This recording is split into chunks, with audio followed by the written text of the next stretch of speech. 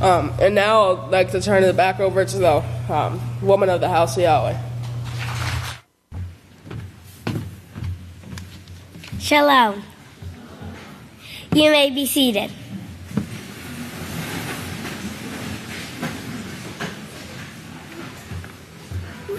My name is Tana Vize.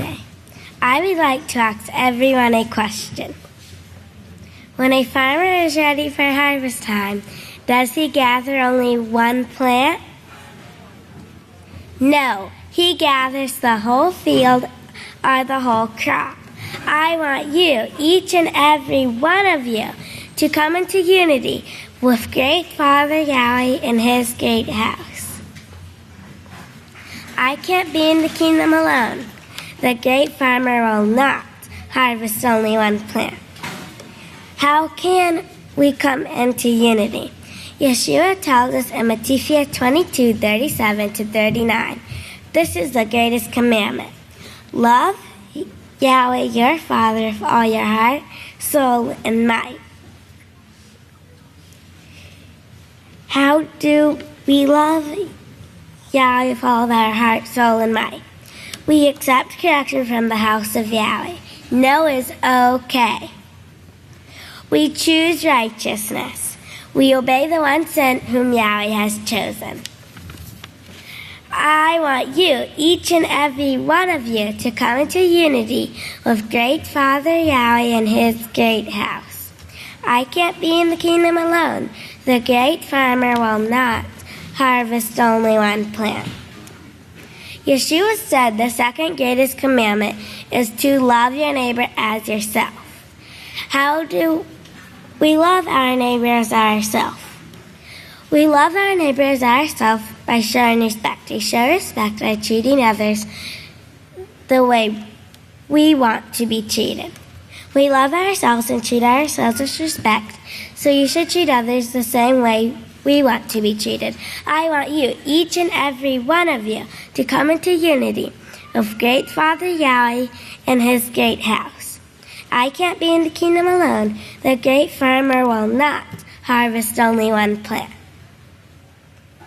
I would like to thank the greatest teacher in the world, the great Kohan, Yisrayl Abel Hawkins, for giving me the opportunity to speak before you today.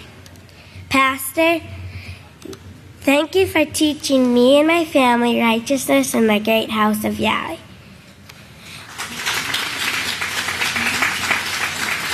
Now, let's all choose righteousness so you can come into unity so we can be ready for harvest time.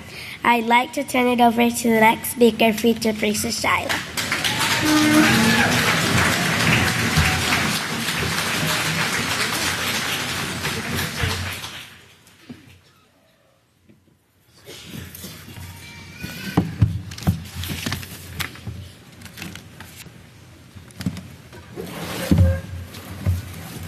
Shalom, everyone. My name is Shiloh, and I'm 7 years old. You may be seated. May the peace of Yahweh be with each and every one of you. Today, I'm going to be talking about how to get your wheat ready for harvest and 3 easy steps. First, you have to plan. Develop a plan to succeed. Let's read Yochanan 1, verse 1. It's on page 814. It says, in the beginning was the plan of Yahweh, and the plan was with Yahweh, and the plan was Yahweh's. Yahweh had a plan in the beginning. That is a perfect example that making a plan is important. Part of our plan should include daily study, being involved in the work, and counseling. After you have your plan all together, it's time for step 2. Next, you have to work. Work hard to fulfill your plan and be ready for setbacks. Remember that tares grow with the wheat, but with a solid plan, and determination the weeds or tares will not take you down. It's time for step 3.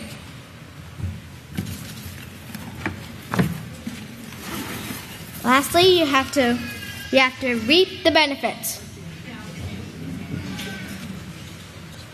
After all you hard work, you have a beautiful golden wheat ready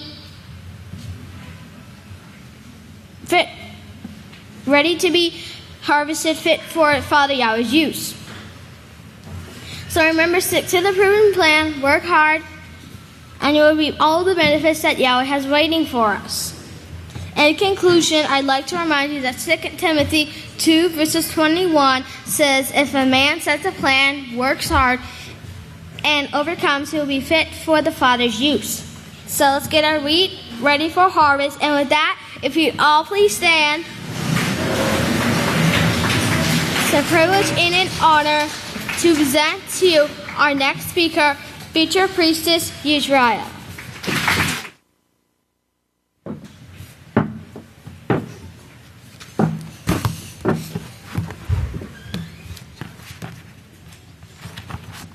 Shalom everyone, my name is Yisrayl Rodney, and today I will show you just how to get your wheat ready for the harvest.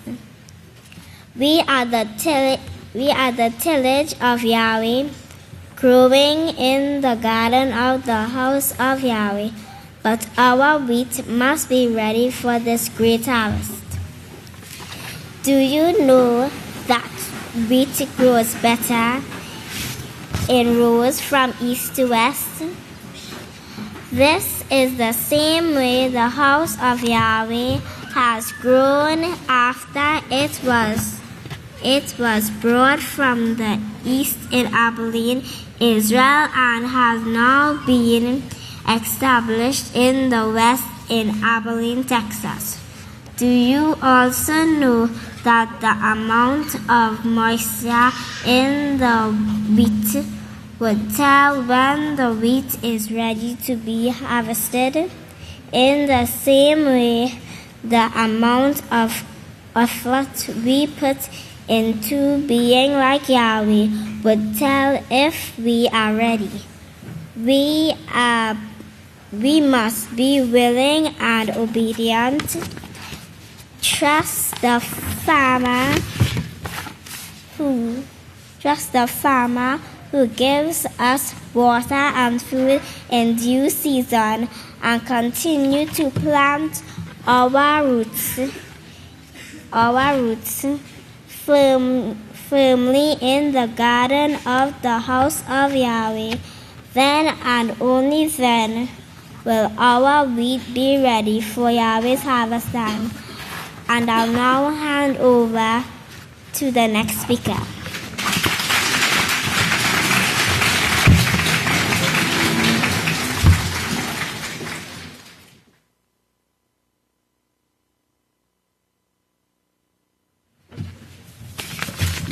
Shalom, everyone. You may be seated. My name is Batakia Hawkins, and the title of my speech is Be Like Yahweh. Our goal is to make it into Yahweh's great kingdom, right? How many of you want to be in Yahweh's kingdom? Of course, I think everyone does. Well, in order to get there, we have to be ready. I have something to show you. What is this? It's wheat. Does it look like it's ready for the harvest? No, not yet. It still has some growing to do, but it has a lot of potential. Yahweh has taught us how we can grow in Spirit Holy to be ready for His kingdom. One of the best ways was told to us by our pastor Yisrayl Hawkins and Yeshua Messiah in the 13th book of Israel, part 1, chapter 20, verses 32 and 33. It says, I used to see people drag to services late when they were getting here at 10 o'clock. Now they come early, some of them before I get here, and they run from their car to the sanctuary. The Sabbath is such a joy and delight to them. Coming from, of course, the attitude of servitude. And that's what Yeshua taught. Being a slave to one another, and it's your work. It's your work that's bringing about this eagerness, the joy of getting to Yahweh's house way before the services start and being a part of the servitude. So you can see that one of the best ways to become like Yahweh is to develop the attitude of servitude and rejoice in serving others. And when you start putting others' needs before yours, you will develop true care and concern empathy, compassion, and patience, which are fruits of Spirit Holy. In the Tabernacles 2005 workshop booklet, Are You Ready? On page 1, it says, "The day of Yeshua's return is almost here. Our deliverance is nearer now than when we first believed and entered the covenant through baptism into the house of Yahweh. At that time, we made a promise to begin a journey from conversion from sin to perfection. The end is upon us, and now we are going to see the final stages of Yahweh's plan come to completion. So the end of man's way is upon us, and we are about to be harvested. We started out as this tiny wheat when we first came to the house of Yahweh, and now through the teachings of Israel Hawkins and doing what he has taught us, we are becoming this big, beautiful golden wheat ready to be harvested. And with that, I'll turn it over to the great head judge, Benaiah Hawkins."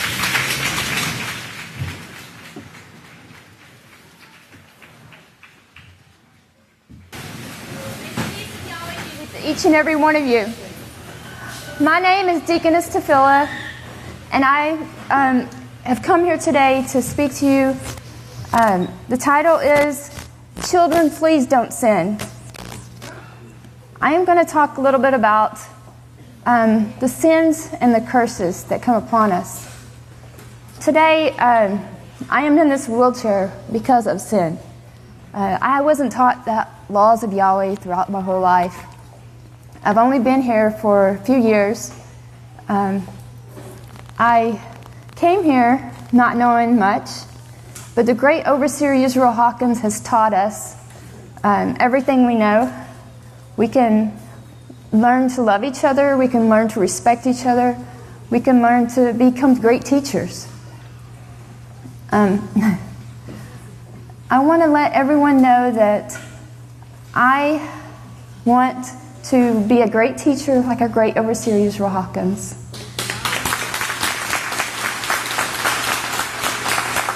I know that each and every one of us can do that. Each and every one of us can be great witnesses throughout the whole universe. But right now, I want to encourage you and tell you that sin brings curses. Sin will cause us to not be able to get up and enjoy the way we used to.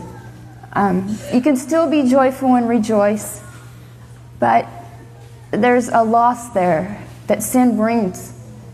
So I want to encourage everyone to stop sin and to learn the laws of Yahweh and to come to this great house. I thank you for your time, and I want to turn it over to the next teacher. Thank you.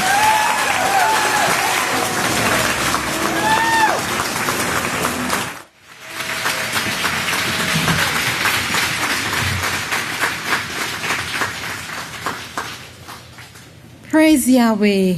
I pray that we take that encouragement, great saints of Yahweh, and we use it to promote the great house of Yahweh. Well, please be seated.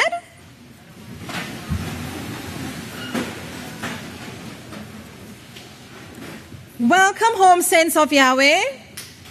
Praise Yahweh to see you. Are you having a great feast? Praise Yahweh. On the news recently, we heard that all our prisons in the U.S.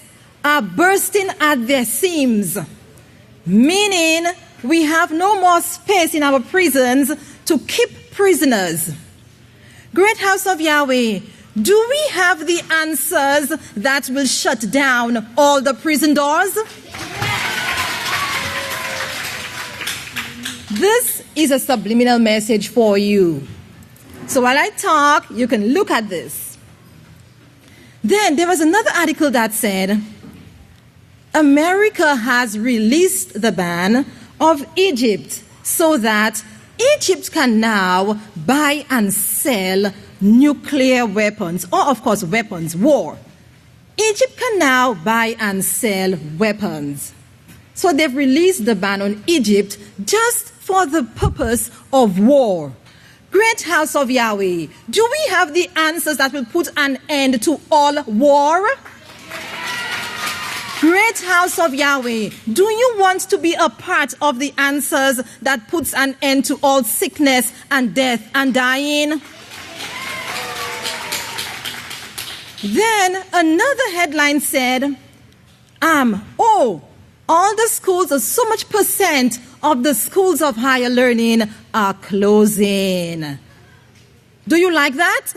I like that. Because it is the schools, or the schools of higher learning rather, the cause of all the bitterness, the fighting, the war, and all the moral decline that we see in society today. Is that true or false? So today, we have a wonderful program for you. We have a wonderful program for you. And here is the place that you're going to learn what will take the place of all the schools of higher learning, and we will bring true peace, joy, and love to this dying world. Do you agree, great House of Yahweh? And who is this, children? Tell me his name nice and loud. Are you sure? Nice. He is the one who's going to take us all the way to close the prison doors, to bring peace to Egypt and the rest of the world, and to close up all the other schools of higher learning. Do you agree? Praise Yahweh. And if I stop talking now, I have the pleasure of introducing our first great speaker, Deaconess Yisrayl.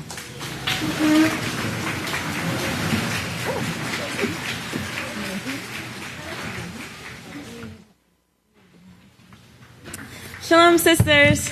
You may be seated. So today we are speaking on the topic of getting your wheat ready for harvest. And of course we know that this comes through overcoming. And as Khan Shaul said, he said it boils down to the choices that we make. And so today I'm going to talk about the training that we're going through in the House of Yahweh and us making up our minds to make right choices. Now, Pastor always tells us that you can do whatever you make up your mind to do. You just have to be serious about it. And it is possible for us to overcome. Is that correct, sisters? It is. If it was not possible, then Yeshua would not have told us to become perfect like our Father in heaven is perfect. Some people say that it's not possible to become perfect. But that's not true, because the scriptures don't lie. We can become perfect if we put the right amount of effort into it. Now, if you remember, one of the Kahans said recently, he said, I stand in awe of the children in the House of Yahweh. Remember that? Yes. But really, we look at the Kahans and we're like, wow, like they're perfect. The Kahans and the head judges, the Kohanas, and we're just like, wow, like how do they even do it? But it's always great to have an example, but there's one thing I want to tell you. Don't look at them and think that this is out of my league or this is impossible, because it's not impossible. All of us can do it. If they can do it, we can do it. Is that correct? Praise Yahweh. So they are going to their wheat is going to be ready for harvest, but is ours? Are we going to be a part of that handful? Now, I'm going to talk about the training. If you remember Yachanan the Immerser, he was prophesied of in Isaiah, and then through training, he was able to fulfill that prophecy. So if you'll turn with me to the book of Matithia, and it's on page 729. We're going to look at Matithia chapter 3. It says, in those days, starting in verse 1, it says, in those days came Yachanan the Immerser, preaching in the wilderness of Yada, and saying, repent, for the kingdom of Yahweh is at hand. And it says, for this is he who was spoken of by the prophet Isaiah, saying, the voice of one crying in the wilderness, prepare the way of Yahweh, make straight a highway for our Father. It says, this Yachanan, in verse 4, Yahweh is merciful, wore a talit of rough linen, and he was zealous for the law of Yahweh, because he was trained to be a teacher, namely of the law of Yahweh. Then people from Jerusalem and all Yada and from all the regions surrounding the Yarden went out to him, and confessing their sins, they were baptized by him in the Yarden River. So through training, he was able to get that position where he was able to take confessions and baptize. And if you continue reading down to verse 12, it talks about the righteous teachings that he was able to bring out due to the training. So I'm going to give you another example. If you can turn with me to the book of Daniel. and we're going to go to Daniel chapter 1. Because Daniel was also trained as a child. And we see how he made up his mind to stand up for righteousness despite whatever was going on around him. And in the first few verses of Daniel 1, it talks about how the king sent out men to look for children who had no blemish, gifted in wisdom, knowledgeable, and quick to learn and understand. And then down in verse 8, well, before that, it talks about how the king appointed him his food. And the king's food is not just any food. The king's food was cooked by the best chefs and the best wine, the best food that the best food in all the land. And it says in verse 8, but Daniel purposed in his heart, meaning that he set his mind in advance, that he would not defile himself with the allotment of the king's food. So that means he made up his mind. It's not just on the spot where he gets this nice meal and he's like, no, I'm not going to eat this. He made up his mind in advance to not defile himself with the king's food. And it says, therefore, he asked the prince that he might not defile himself. So why am I talking about training? Because us as young people in the house of Yahweh, we're getting tested too. We're getting tested and we're getting pounded and sifted. And, sometimes the adults are, busy trying to do their own overcoming. But the reason I'm bringing this up is because if we make up our mind that we want to be in the work and in the house of Yahweh, we can train ourselves. Because Pastor has seen to it that we have the tools that we need to train ourselves so that we can be a part of Yahweh's work. Consider what we are going through as tests. And when the Kahans come and they give sermons, they're not just talking to the adults. They're talking to all of us. All of us. We need to listen to what they're saying and apply it to ourselves and not thinking that it's for someone else. It's actually for us as well. And try to figure out, praise Yahweh. Try to figure out what Yahweh is showing us. Because isn't it amazing how we all go to the same services and the same classes, but yet Yahweh's teaching every single one of us a different thing, and He's training all of us for a different job? Praise Yahweh. For my closing scripture, we're going to look at Eob on page 415.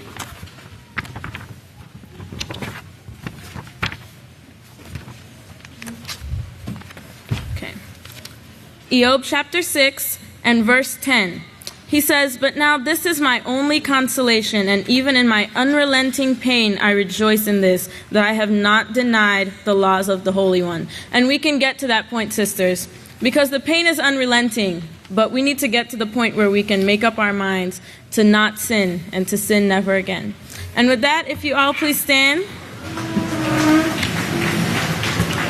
I'm going to turn it over to the next teacher, Deaconess Chananya.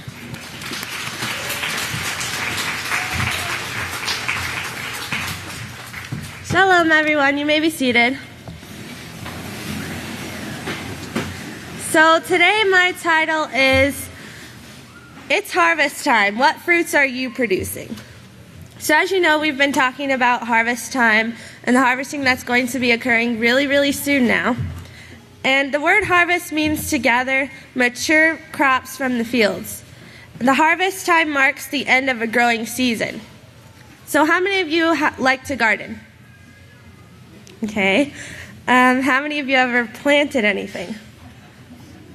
Okay, how many of you have seen a plant? Okay. Great, everyone.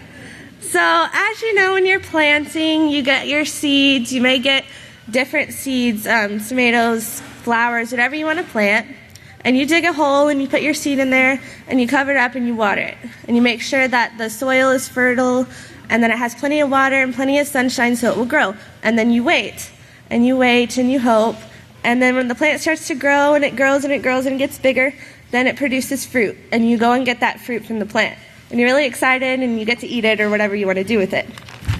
So now think of the seeds. Think of those seeds. Think of it as yourself. You are those seeds. And Yahweh is the planter. And Yahweh has gotten all of His seeds. He's imported them from all over the world. He's called all of us to His house. He's got all different people from different places, different cultures, different backgrounds. He's gotten all different seeds. And He's planted them in His house.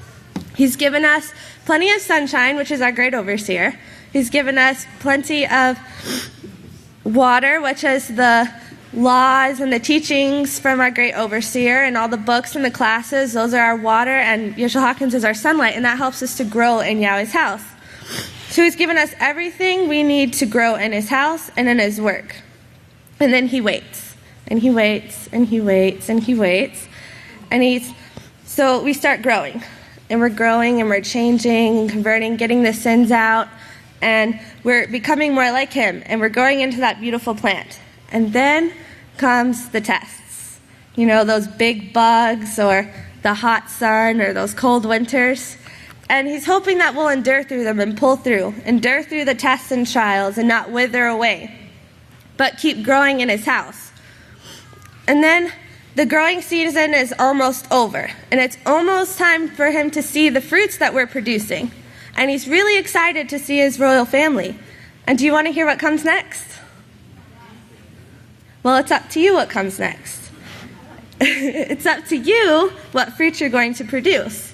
If you're going to produce a rotten fruit that wasn't working on overcoming, that wasn't wanting to be in unity and not willing to be taught, those fruits aren't going to be harvested. But it's up to you also if you're going to produce ripe, healthy fruits. Fruits that are full of love, who strive to get all the sin out, who's full of Yahweh's character and in unity with the work and with everyone in his house. Those are the fruits that will be harvested by Yahweh. Those are the fruits that we should strive to produce. So again, I ask you today, it's harvest time. What fruits are you producing? And with that, I'll turn it over to the next speaker.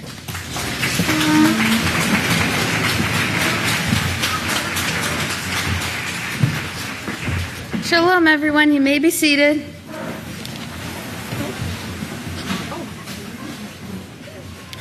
The title of the speech, the title I chose for today is going to go along with Deacon Yisrayl. It's the children of Yisrayl are being made ready for harvest.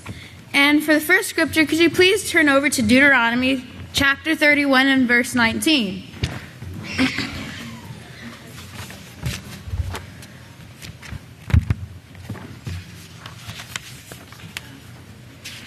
Which is on page 174. And it reads, "Now this perfect law is therefore written for you. Teach it to the children of Israel, put it in their mouths, so that I have this perfect law bearing witness for those who reverence Yahweh." Now, yes, this is a law that we must teach our children because they are part of the harvest that's being made ready at this time. Now, you can also look at this scripture as a prophecy, if you remember, like Pastor said, and look at it in reference to these last days. Teach it to the children of Yisrael. Well, who are the children of Yisrael? Yes, we are. We are the children of Yisrael. Now, put it in their mouths. How do you put the laws of Yahweh, the perfect laws of Yahweh, into the mouths of the children of Yisrael? You don't eat it, do you? You have to be taught it. You have to be trained and raised up just like Yahshua Messiah was. And just like our great overseer is, too.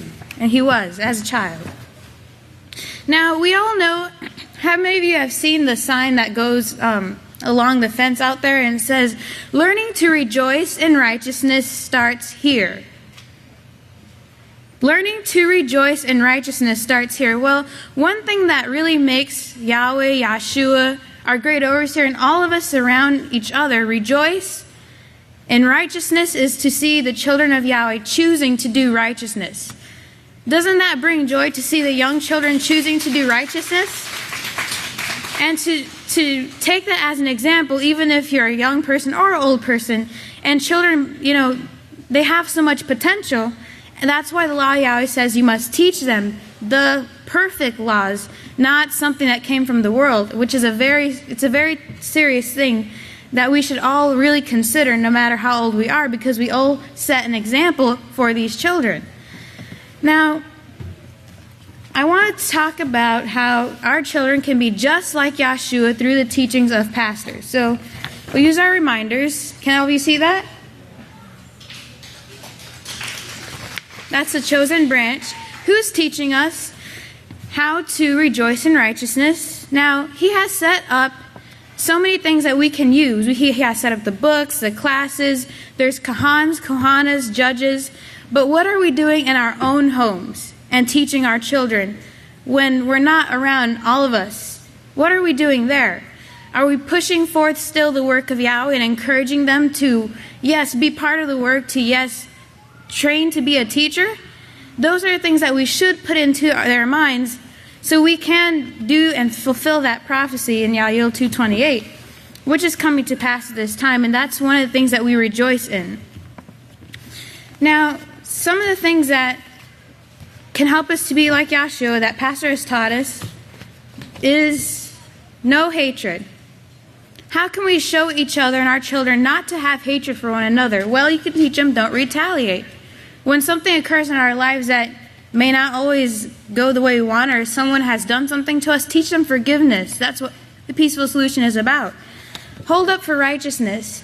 I want to talk about this one for a little bit because, when you see children together, it's easy for them to follow in the crowd, right? But you have to nip sin in the bud and teach them no. You have to lead in righteousness. Like Yahshua, be that leader, be that example. Help our brothers and sisters who are struggling. And just like our overseer does, he doesn't put us against one another. He helps us to be in unity so we can help each other grow. And these two go together. Be about your Father's business, which is to do the work of Yahweh. And don't concern yourself with anything of the world. The foolishness, the toys, the things that they have to offer, that's all going to burn in hell one day. Okay? Pastor's teaching us the important things that will get us into the kingdom of Yahweh to help us to be just like Yahshua. And always use our reminders. Always. We have the 7-lamp lampstand that sits before Yahweh that reminds him of his 7 works, his plan.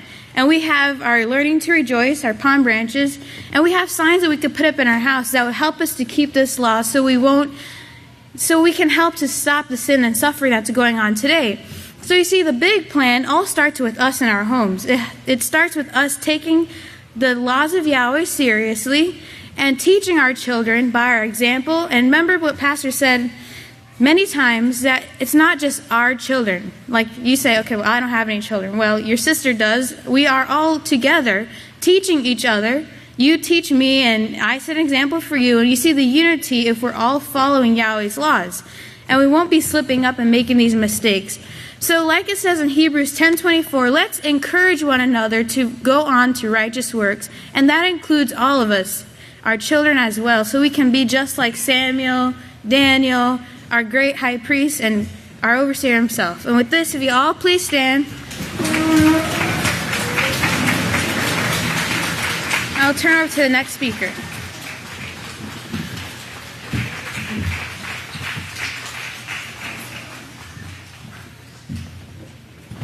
Shalom, you may all be seated.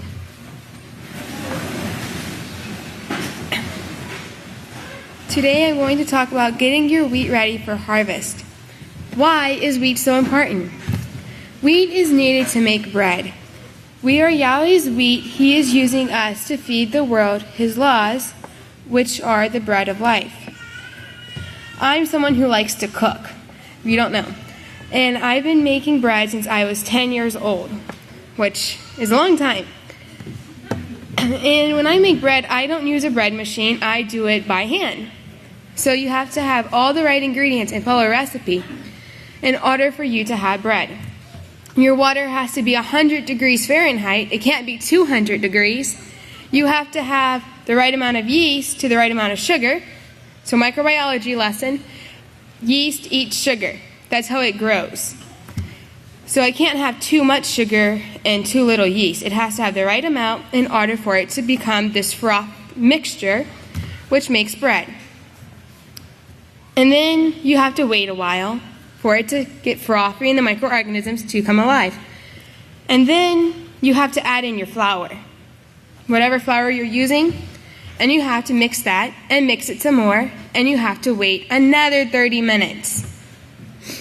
And then after that, you add in the rest of your ingredients, your eggs, your flour, your sugar, your butter, whatever your recipe calls for, you have to add that in, and you have to knead that by hand for 10 minutes to make sure it's all in there.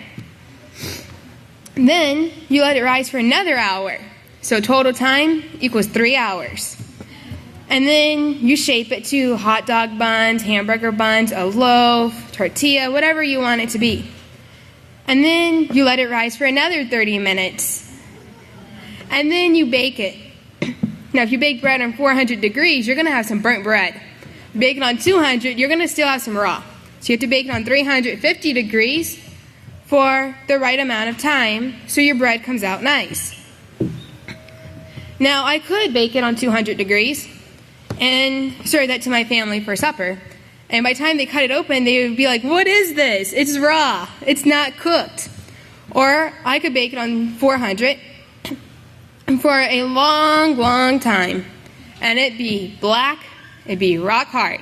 And you would not be able to eat that bread. Yahweh has always provided his people with a perfectly cooked loaf of bread, spiritual bread.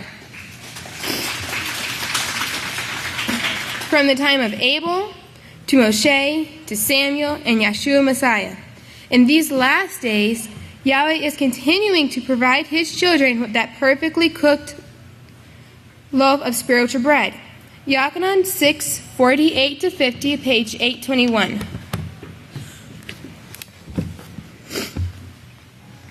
I am that bread of life. Your fathers ate manna in the wilderness, but are now dead. This is the bread coming out of Yahweh in order that man might eat of it and might not die. This generation. Kahan Yisrael Hawkins is a type of bread from Yahweh to us. He's that perfectly cooked loaf of bread. If we have the bread of life, this is the bread of life,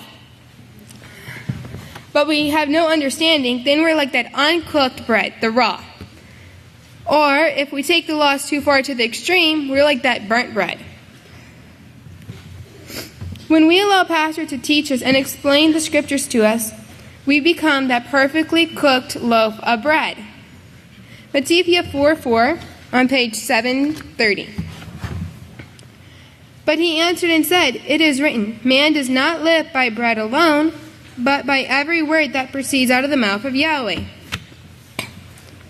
The scriptures tell us we can't live by physical bread alone, which this is the Feast of Unleavened bread. So we can't live by physical bread, but we can live by every word that proceeds out of the mouth of Yahweh. We know every word that proceeds out of the mouth of Yahweh comes from his great house, the House of Yahweh. Through his last days witness, the great Kahan Yisrael Abel Hawkins, and under the direction of Yeshua Messiah, our high priest, and soon coming king. And so now we have the two breads. We have that physical bread that we have to eat every day just so we can live, and we have the spiritual bread.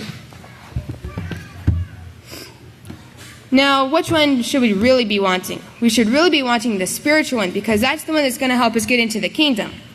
The physical bread, we need it to live, but the spiritual bread is what we will actually one day be living off of.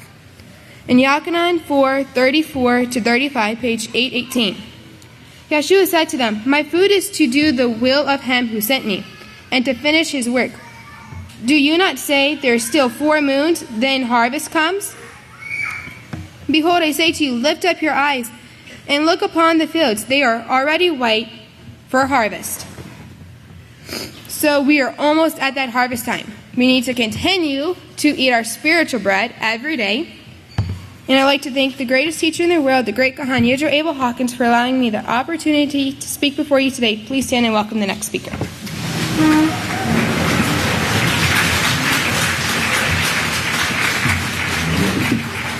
Shalom, everyone. You can be seated.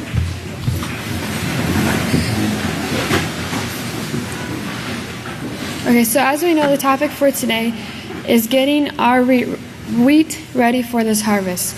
And if you notice, it says our wheat, and that's what I'm going to be focusing on, is ourselves, getting ourselves ready for the kingdom that is coming.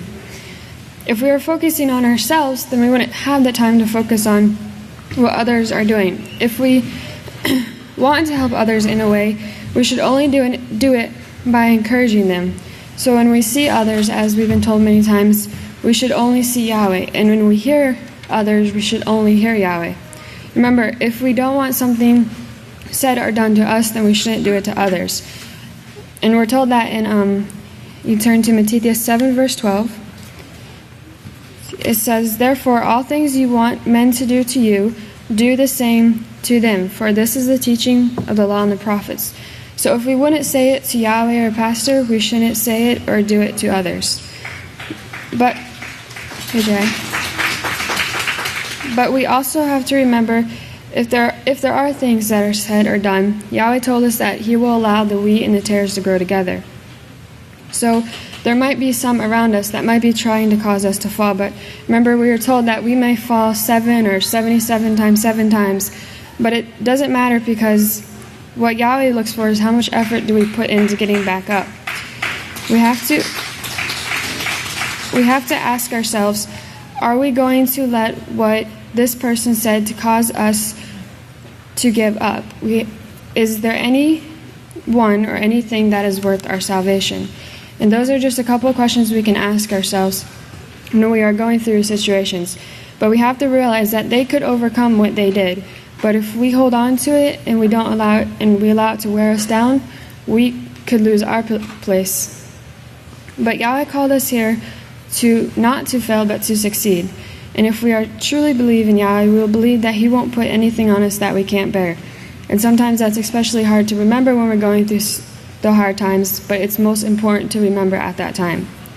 So in conclusion, remember, Yahweh sees all.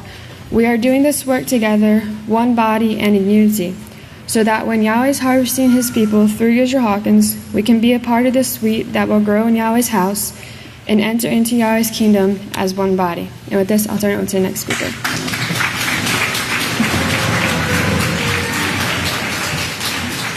Shalom, everyone. You may be seated. Are you enjoying the feast? Praise Yahweh. So as you all know, today's theme is how to get your wheat ready for harvest time. When I started thinking about this topic, I thought about overcoming and perfecting our character so we can be ready for harvest time. Every test we pass, we get closer to Yahweh's kingdom. We have to remember that without Yahweh's plan, we would not be here learning to overcome. You were chosen by Yahweh to be here today. You were chosen from the beginning of time. Yahweh's plan is perfect. Praise Yahweh. Understanding the plan of Yahweh is part of being ready for harvest time.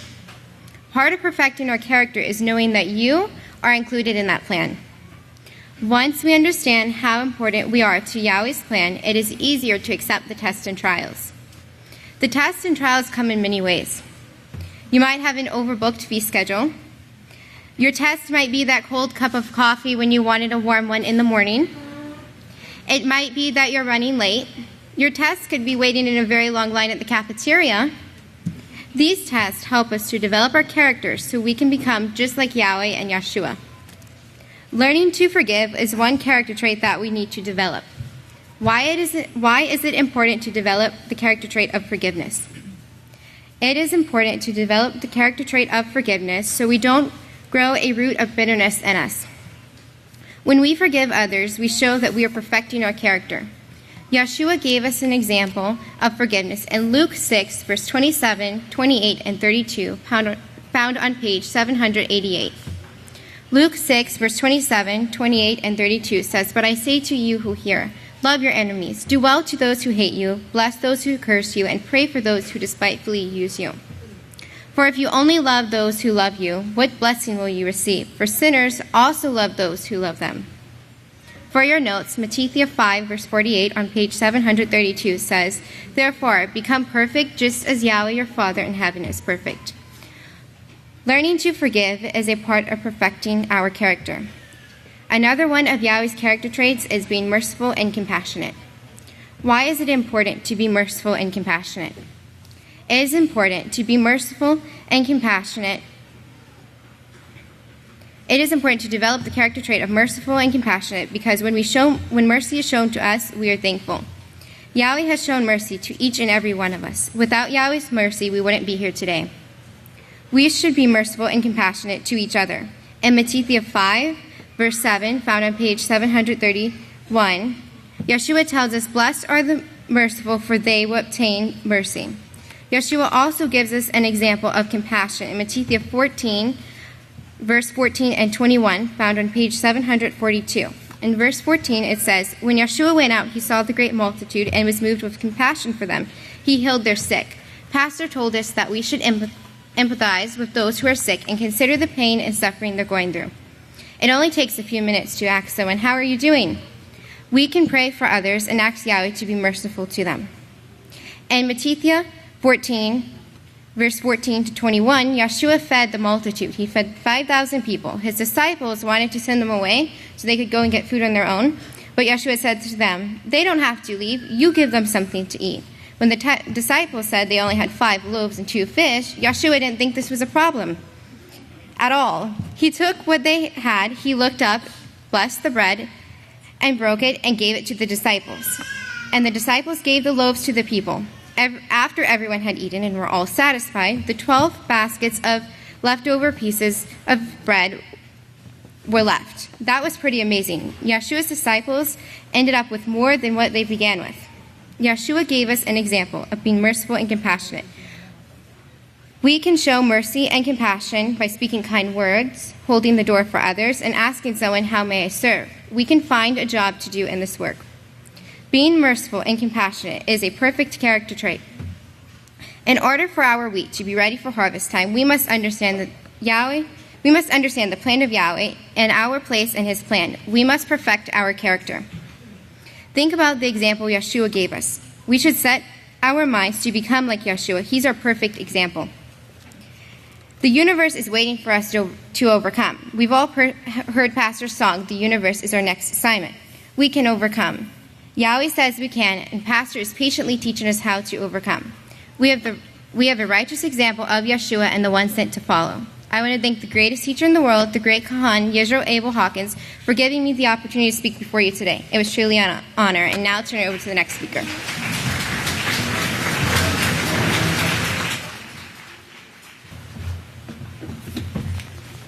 Shalom, everyone. You may be seated. Okay. My title is The Golden Harvest. Now, today here I have a mango. Yes, this is a mango. As you see, it's not fresh. It was picked too early. And I tried everything. Okay, I tried everything. I even put it in newspaper, hopefully to make it ripe more, but it still didn't. And it's the same way like the wheat. It needs to be in that golden state in order to be harvested. Now, as our theme today was getting your wheat ready for harvest. Are you ready? Well, I looked up how is wheat grown and harvested. And this is from wisegeek.org. The first thing, of course, is making sure that the soil is right for the plant. And after you find the soil that's right for the plant, then you can plant the wheat seed. Where are we planted? That's right, in the house of Yahweh. The second step is wheat should be watered 2 to 3 times a day in the hot summer months. This will provide the moisture needed to help the wheat grow properly. We must keep the feast 3 times a year. And coming to the feast 3 times a year helps us to grow into becoming more like Yahweh. And the teachings are like our water, or is our water, that helps us to stay alive. Like when the Kohanas, the judges, the Kohans, and pastor teaches us and encourages us, that is what helps us going to and endure and keep us growing. Now, how many of you seen wheat when it grows, when it gets watered, or when it rains? Or even the grass, like after it rains. Yes, it's nice and green, right?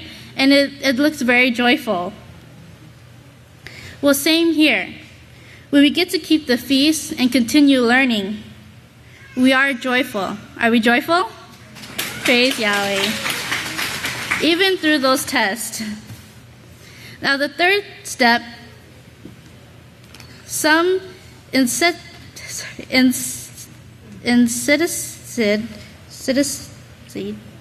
is almost always required to protect wheat from pests. I even tried to say the word many times, but apparently I can't say it. So the meaning is a substance used to kill insects. That's pretty much what it means. And it also said, many are toxic to humans. It's kind of like Satan's teachings. Well, thankfully, we wouldn't need those chemicals to protect us. All we need is Yahweh.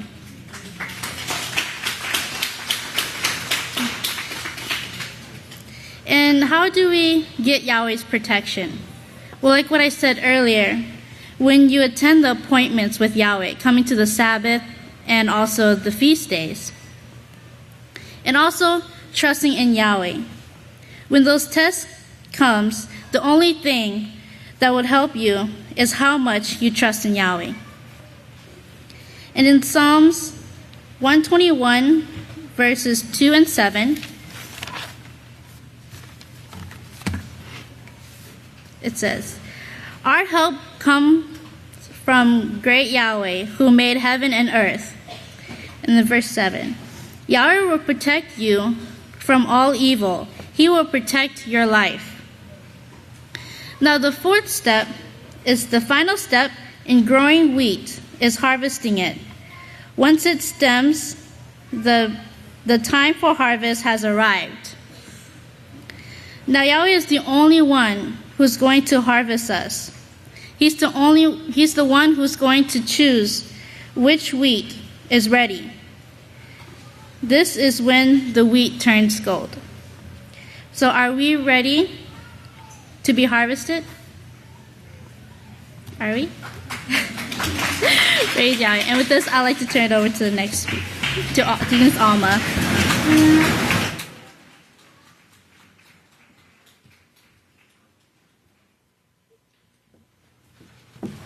Shalom, everyone. You may be seated. My title today is The Door is Open. Many of us may have heard of this law, maybe some of us haven't, so today we're going to see how it applies to us personally. And it's positive law number 127, and it's found in Leviticus 27, verse 30, on page 107. What law was it? Great job, 127. All right, Leviticus 27, verse 30. On page 107, it says, and all the tithe, that is 1/10 of everything from the land, of the seed of the land, of the fruit of the tree, belongs to Yahweh. It is holy to Yahweh. Did you get that? That 1/10 is holy. It belongs to Yahweh. It's special to Yahweh. And that goes for the fruits as well. Tell me, which fruits do we give to Yahweh? Which fruits? The first fruits, right. And just as those fruits, it's the same thing as the wheat. And we've heard a lot about the wheat lately. We've heard a lot about the harvest. And we know that that wheat is us. The harvest is very soon, and the wheat is being made ready now.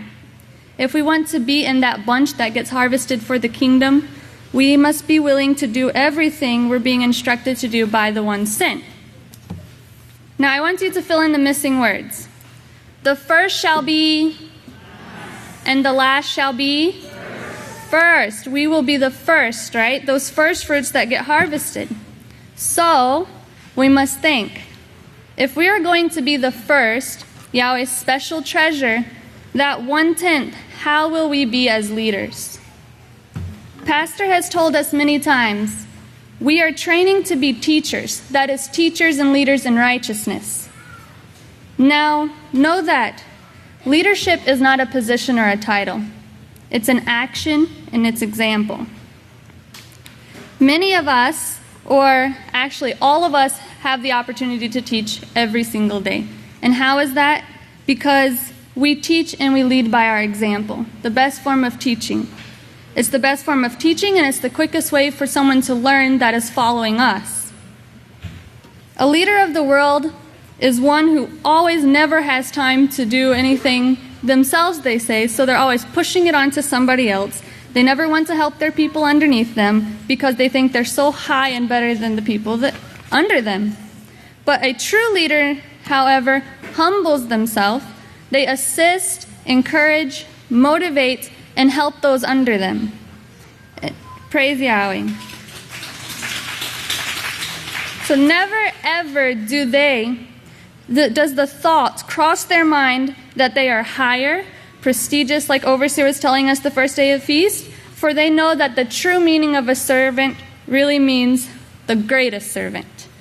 And that example of our greatest servant of all is our high priest. And what's our high priest's name?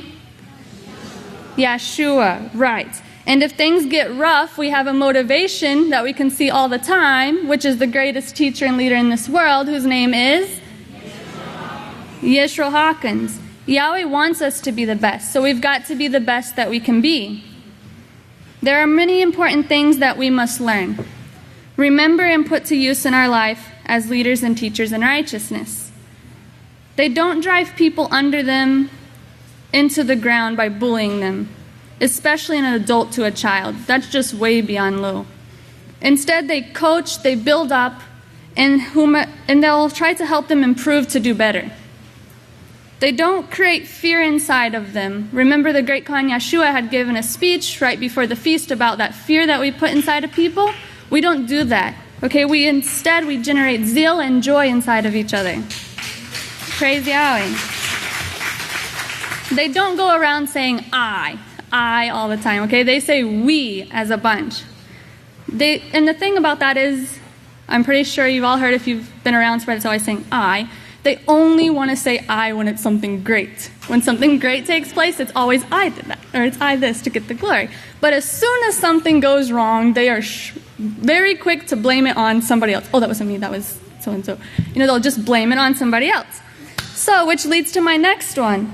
They never use people under them as scapegoats.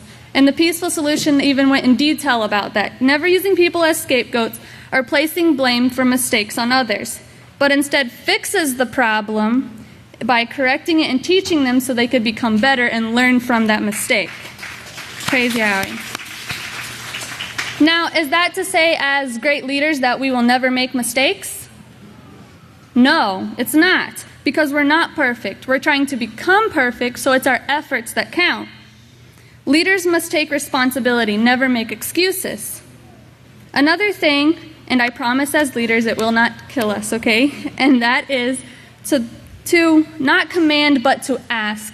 Ask those nicely under us, for their help or to do something. Just by saying a please and a thank you, it can change it for the better in every situation, okay? A true leader is humble. Okay, they're not boastful. You don't have to go around boasting who or what you are all the time. You may have heard the saying, pride comes before the fall. So let's be sure that we're remaining humble. And there's something we must never forget in wanting and becoming these leaders and teachers, and that is, who dares to teach must never cease to learn. We cannot be, praise Yahweh, who dares to teach must never cease to learn. And we cannot be great leaders if we weren't taught by the greatest teacher in the world, Yisrayl Hawkins. And remember, a student is never greater than his teacher, right? Yisrayl Hawkins is our teacher. Yeshua is our high priest and the greatest example, and Yahweh is our Father. And by following these three, we will become those perfect fruits that will be ready for harvest soon. Now, I have something to show you really quick. This is wheat, okay? So this is representing us. Now, if we look at it, I want you to think, would you be able to go through this and pull out that 1/10? Separate that first fruits? That's what Yahweh is doing now. He's sifting through this wheat to pull out what belongs to him, those first fruits, his 1/10 that he wants in his kingdom. So don't forget this, and don't forget the law. You should think, this law is so special because it refers to me. Who does it refer to? It refers to me. And what law was that? 127. Yes, Yahweh and Pastor would like to have all of us there. Remember, they don't want any one of us missing. They want all of us there for all eternity. But remember, our teacher can open the door, but we must enter by ourselves. So the door is open, and it's up to us what we choose to do. And with that, that's all I have for you today. And at this time, I would like to turn it over to a great clip from our great overseer. So you may be seated again. Well, of course, these are things that Yahweh prophesied. These are things that he brought about. Now he's going to bring 2 billion people here as the plagues start increasing. Now they're going to come out of great tribulation, as Matthew also shows, Matthew 24. They're going to come out of great tribulation. You need to get ready. We need teachers. Everybody needs to be a teacher of the peaceful solution. Everybody needs to be a teacher of the peaceful solution. You need to be teaching it where you work. You need to be practicing it where you work. You need to become absolutely perfect. You need to become absolutely perfect. All of this is going to take place, don't forget, in this generation. This generation. This generation. Shalom. Shalom, everyone. You may remain seated. Now, I wanted to use that clip of our great overseer because he's been training teachers for a very long time, hasn't he? Praise Yahweh. Praise Yahweh. I want to talk a little bit about this last day's work as an introduction to our speaking portion. This last day's work was started by 2 brothers. Anyone know their names? Who? Yes, Yisrayl and Yaakov. And they were raised by righteous parents who taught them to love the Holy Scriptures. And as they grew, so their love did for the Bible. And soon came the desire to teach what they had learned. Now, one brother died, and this was according to prophecy, and the other brother, he is very stubborn for righteousness. Right? He continued, our great overseer continued through hardship. He simply would not quit. He would not quit. I mean, they threw everything at that man, and he would not quit. And he's training teachers who will not quit. Now, Pastor's being helped by our high priest, and this is also according to prophecy. In Jeremiah 23, verses 7 through 8, it says, "Therefore, behold, the days come, says Yahweh, that they will no longer say." Now, I want you to grasp this. They're no longer going to say, "As surely as Yahweh lives, who brought up the children of Israel out of the land of Egypt." That's not even going to be talked about anymore soon. Verse 8, "But they will say, as surely as Yahweh lives, who brought up and led the seed of the house of Yisrayl, even into the protected place, and from all countries where I have driven them, and they will dwell in their own land." That is you. Right here. We are the seed of Israel, and we are going to be talked about, sisters, throughout all eternity. Yahweh is going to hold this work up throughout all eternity as an example. So it's very, very important, because do we realize how blessed we truly are? To be a seed of the one who was sent by the Creator of the universe. That is the greatest blessing. In this time period, to be called out of sin. And when we've seen the results of sin, we had a very great speaker who told us the results of this sin. But right now, Israel Hawkins is training teachers, and he has been commissioned to do this work. And we are commissioned as well. Now, this commission, how many of you have ever looked up the word commission? Because when you're baptized, in the baptism booklet, it talks about the commissioned work of Yahweh. Well, we need to start looking up these words like our great overseer said. So I'm going to tell you from dictionary.com, this word commission, it means entrusting with power or authority.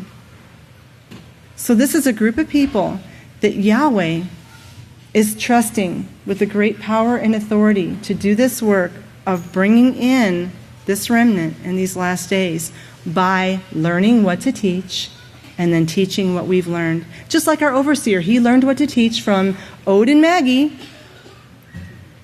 Yahweh and Yeshua inspiring him all the way, and then he began to teach what he learned, and he passes that on to us, but it doesn't stop with us.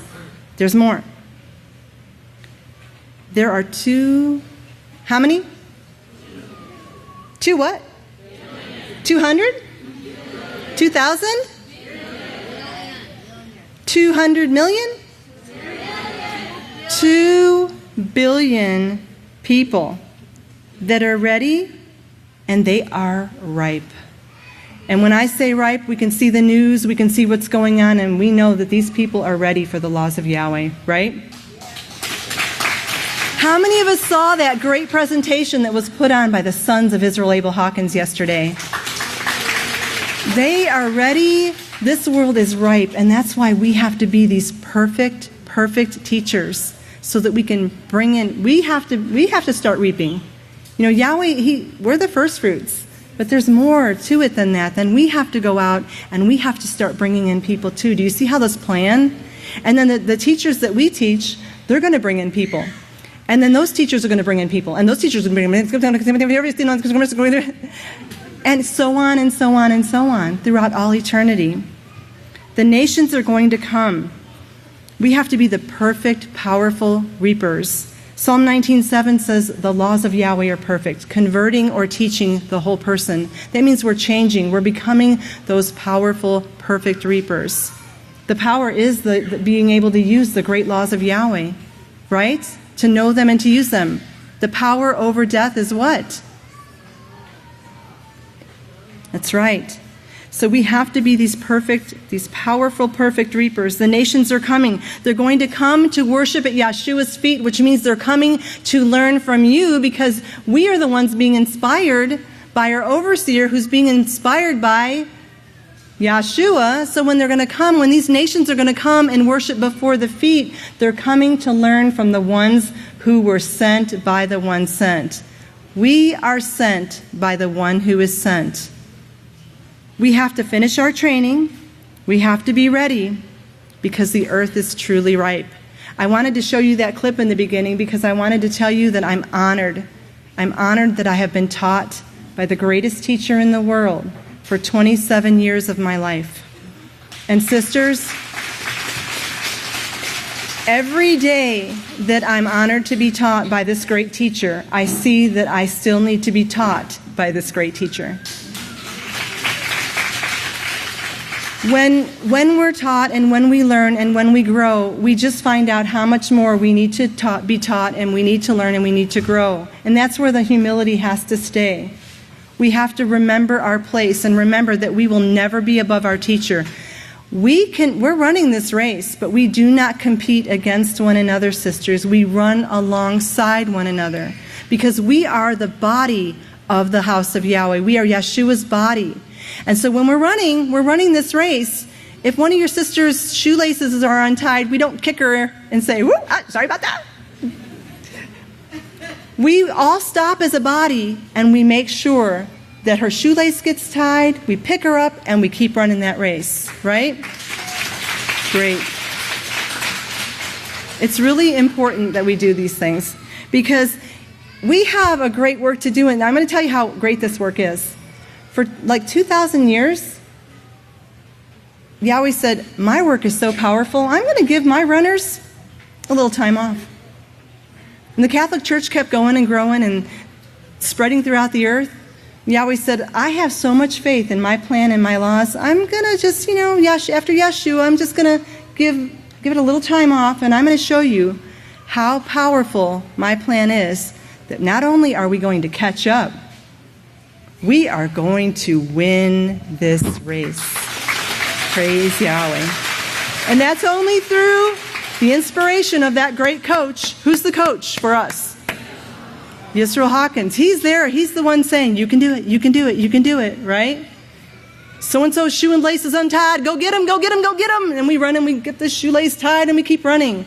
That's our job. So, I was taught by the greatest teacher in the world, praise Yahweh. And I'm so humbled, and I pray that I can remain at his feet throughout all eternity. And at this time, I have the great opportunity to introduce someone else who's being taught.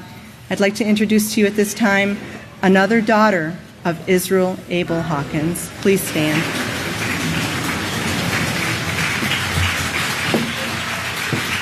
Shalom, you may be seated.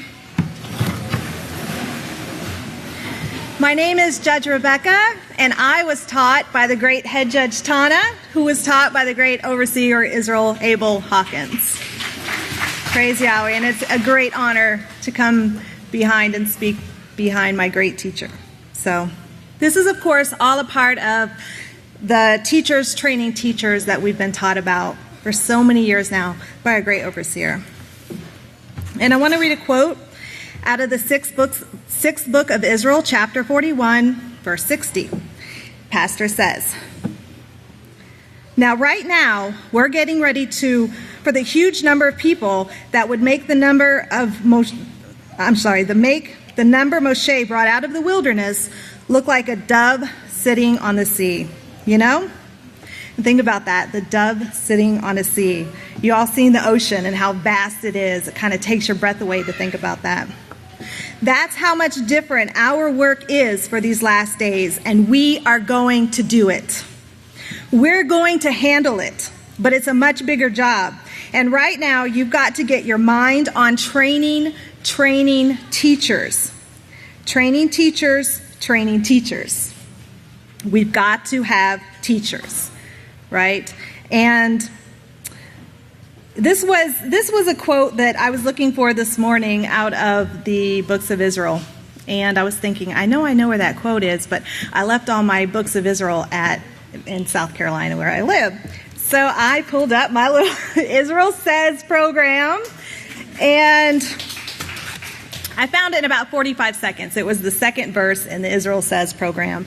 And had I been looking through all 20 of those books that I have at home, it would have been taking me a long time to find that. So this program is amazing. So all of you teachers out there that are teaching, learning to teach, and learning to train other teachers, this is invaluable. You've got to get this program. And yes, we've had a few glitches with installation with any software that you first release, right? The first version, you're going to have a little bit of glitches. But we're working through them, and most of them have been minor. So if any of you out there have got your software and you've had some problems with installing it, just contact us.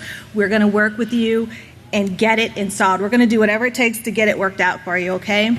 And as you're going through this program and you find things in it that you think might be helpful, jot it down and turn it into the office, because we're always going to be improving it and always going to be making it better and adding features. I mean, this is not, this is just the very first version. So definitely let us know what you think, and we'll take those things into consideration. And I had to take a picture of the quote that I was reading because we don't have it on the mobile version yet, but give us about a month or two, and we do plan to have it on the mobile version and also on the Mac as well. So give us some time. We're working on that as well. So make sure you get your Israel Says. I just want to encourage every single one of you here to continue in your training, in the classes, and coming to services, and your counseling, and everything that it takes to become a teacher. Because it's not standing up here, right here, that is teaching you to be a teacher. It's every single thing that you're doing in the house of Yahweh every minute of the day that is teaching you to be a teacher, right? So praise Yahweh. And at this time, I would like to turn it over to the next great teacher in Yahweh's great house, another daughter of Yisrayl Abel Hawkins.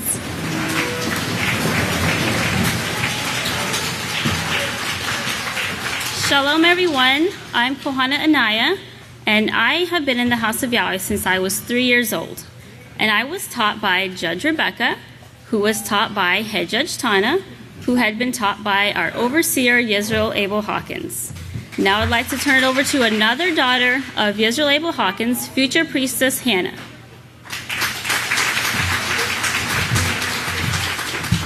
Shalom, everyone. I am a daughter of Yisrayl Abel, future priestess Hannah. I have been born and raised in the house of Yahweh. I was taught by Kohanet Anaiah, who was taught by Judge Rebecca, who was taught by Head Judge Tana, who was taught by Overseer Yisrayl Hawkins. And with this, I'll turn it over to another daughter of Yisrael Abel, future priestess Abigail.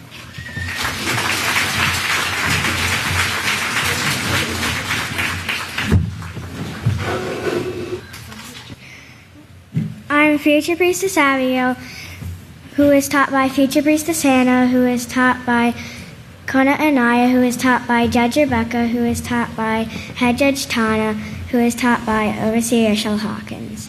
And now I'd like to turn it over to another daughter of Yisrael Abel, Zipporah, future priestess Zipporah.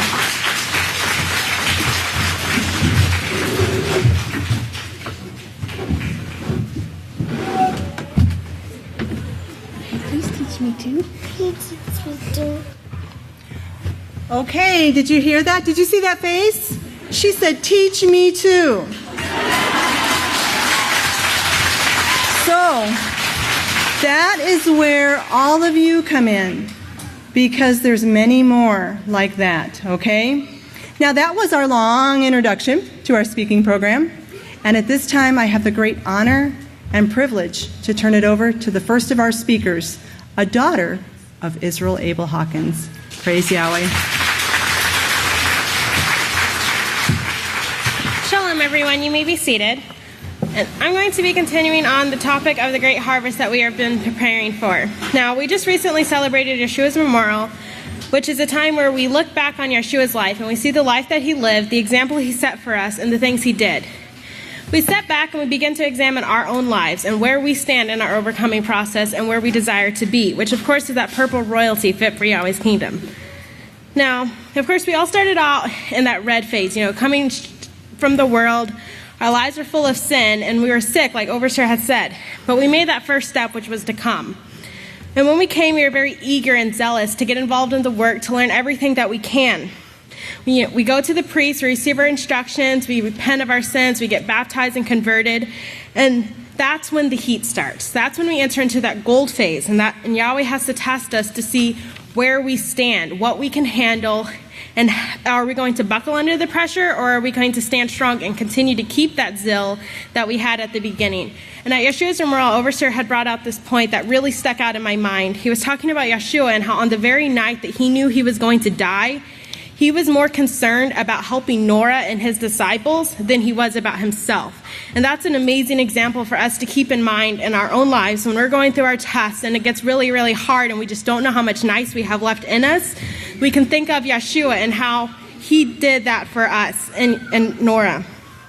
Now, these tests, we go through these tests for a reason. We go through them to help us to grow in Yahweh, to learn and get our strength in Yahweh. Yahweh is looking for those who can stay grounded in the work and who will let these tests help them to grow, who aren't going to let the worldly family or the entertainment of the world pull them back.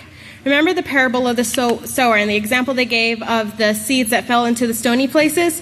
And at first, they were eager and they were zealous and they got involved, but then when the test came, they couldn't handle that and they left. We want to be the ones that fell into the rich soil and brought forth fruits. Yahweh wants to see the fruits of righteousness that we're going to bring forth. A righteous tree cannot bring forth fruits of evil. So if we have any sin left in us, now is the time to get it out. And like Deaconess Leah had talked about with the bread and how we have to follow the pattern exactly as Yahweh laid it out. We can't add to the law or we can't take away from it. We have to be exactly the way he said. Now, the harvest is very near, and we have to really examine ourselves and see what we have left in us and start working on it. It's the little fine-tuning things that we have to get out now. Remember, Yeshua said, if it causes you to sin, cut it out, whether that be a friend, a family member, entertainment, and even our own thoughts sometimes. We have to get completely ready for this harvest, and although at times it gets really, really hard, if we endure and we stick to it, as the song says, we will be very pleased. And with that, I'll turn it over to the next speaker. Shalom. You may be seated. Okay, my name is future priest Rasa Hawkins, and how is everyone enjoying their feast? I didn't hear you. Great, okay. Today together we'll be completing a worksheet. And the title of my worksheet is Every Weak Grain Must Become a Bee. Now, to get a clearer understanding on the wheat for this harvest in this kingdom, turn over to page 740, Matthew 13:24. Matthew 13:24. Okay, on page 740. Okay, verse 24. He presented another parable to them, saying, the kingdom of Yahweh may be compared to a man who sowed worthy seeds in his fields.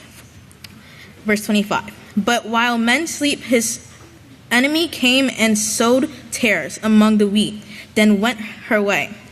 So when the plant grew up, the wheat formed ears of grain, and the tares were discovered. And down to verse 30. Let both grow together until the harvest. At the time of harvest, I will say to the reapers, first gather together the tares and bind them in the bundles and burn them, but gather the wheat into my barn. Okay, so remember, every harvest must become a B. I said a B. Which B? The letter B, a B-E, or a B-E-E? Now, this has me a little bit confused. That's why I will need your help to complete this proofreading worksheets. Okay, the rules are simple. Number 1, we will have a total of 7 statements to complete. Number 2, you must choose one of the following B's from the word box to complete each statement. And number 3, the letter B will be chosen when the missing word requires a B. Number 4, remember this to spell out each B. And number 5, speak loudly. Okay, now let's begin, and remember, use the tools you have learned from the previous proofreading works in classes. So remember, in Matthew 13:30, the wheat and the tares were growed together until the time of the harvest.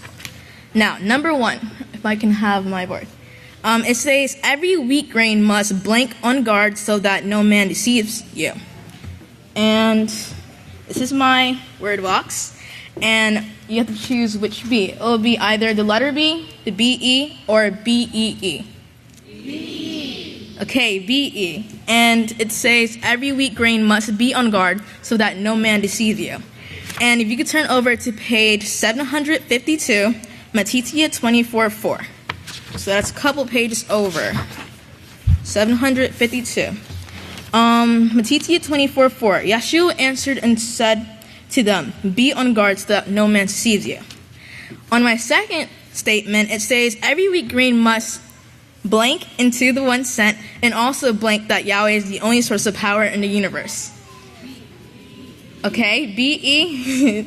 It will be every wheat grain must believe into the one sent, and also believe that Yahweh is the only source of power in the universe. And for your notes, it will be in Yochanan 6:29 and positive law number 1. Okay. Number 3, every wheat grain must develop the B-E attitude, also known as the attitude of servitude. And I already said the answer, so the B-E attitude. And Matthew 5:1-12 for your notes. So, are you working to possess the spirit of humility? Are you becoming a peacemaker? Now, number 4. Let's consider another B, the busy worker. Not only a busy worker, but a busy worker who is deeply involved in the work. So number 4, this blank is a busy worker that works day and night to produce something tasty and beneficial for the whole family. So which bee will fill in this blank? Haven't got my poster yet. Yes, B-E-E. Just as the bee produces honey, is your work and labor of love as sweet as honey? Is it benefiting your family? Okay, so I'll skip down since I don't have enough time to number 6. I recently learned a great secret. This bee is an awesome singer around this time of year. It is programmed to sing a new song. I'll give you a hint. It gives this sound. Bzzz, bzzz. Anyone wants to guess which bee I'm referring to? Yes, the B-E-E.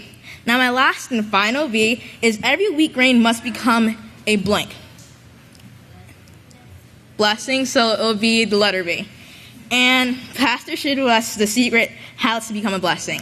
And I'm a little bit scared to sing, but I have to sing this song, so you want to join in with me? Okay. Okay, I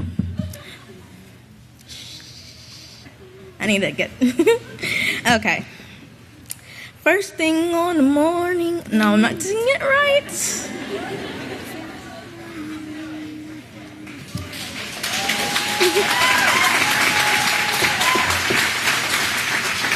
Okay.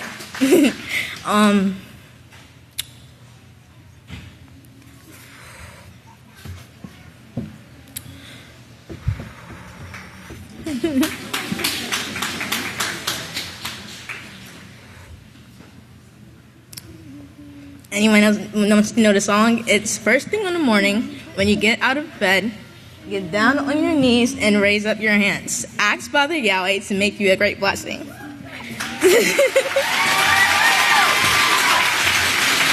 Okay.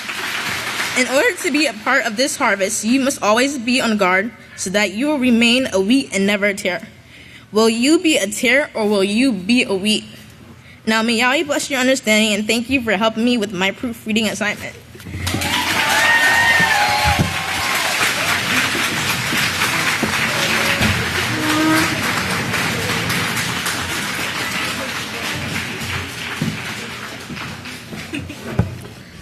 Shalom, everyone. You may be seated. I am Deaconess Menorah, and I'm going to be continuing on where Hadassah left off. The title of my speech is "It's Harvest Time. Don't Be a Sour Grape." Okay. Who is this? Can anyone tell me who this is? Yes, it is Yisrayl Hawkins. Did you know that he is a gardener too? He is. If you could please turn over to Exodus 23, verse 16. That's Exodus 23, verse 16 on page 64. It says, "And keep the feast of harvest with the first fruits of the crops you sow in your field, and the feast of ingathering at the end of the year, when you gather in your crops from the field." Just like Yeshua, pastor is a faithful vine dresser, tending to his grapevines as harvest time gets closer. He has done his part in feeding us with Yahweh's laws. You have all had your milk and meat now, right? Now that we have been planted, watered, and weeded, it is up to us to grow.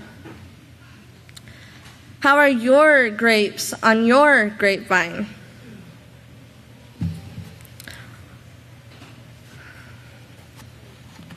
Are they sweet? Or are they sour? Please turn over to Galatians 6, verse 7 and 8. That's Galatians 6, verse 7 and 8 on page 914. "Do not be deceived. Yahweh is not mocked. For whatever a man sows, that will he also reap. For he who sows to the flesh, from the flesh will reap corruption. But he who sows to Yahweh, from Yahweh will reap everlasting life." Everything we do and say is a choice. Even a failure to make a choice is a choice. This is our time to prove ourselves worthy by our choices, to show Yahweh that we are sweet and ready for his harvest. He is about to pick us from the vine. Will we be sweet to him when he tastes our obedience to our authorities, or will he spit us out because of our sour disrespect and hate? Please turn over to Ecclesiastes 9, verse 10. It's Ecclesiastes 9, verse 10 on page 523.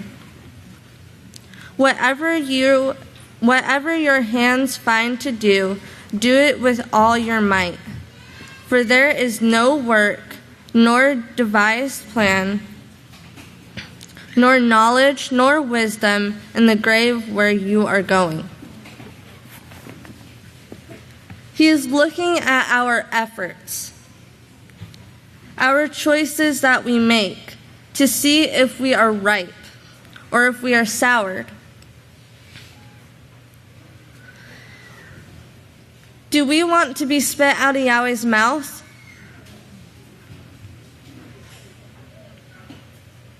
It is time to stop looking at everyone else's grapes and focus on our own. Like Luke 6:42 tells us, let's work together to get the sourness out of us, then we can help others do the same. That's what Pastor has done for us. Remember, learn what to teach, then teach what you've learned. If we all set our minds to do this, Pastor's harvest will be sweet to Yahweh's taste. I thank you for your time, and I'll turn it over to the next speaker.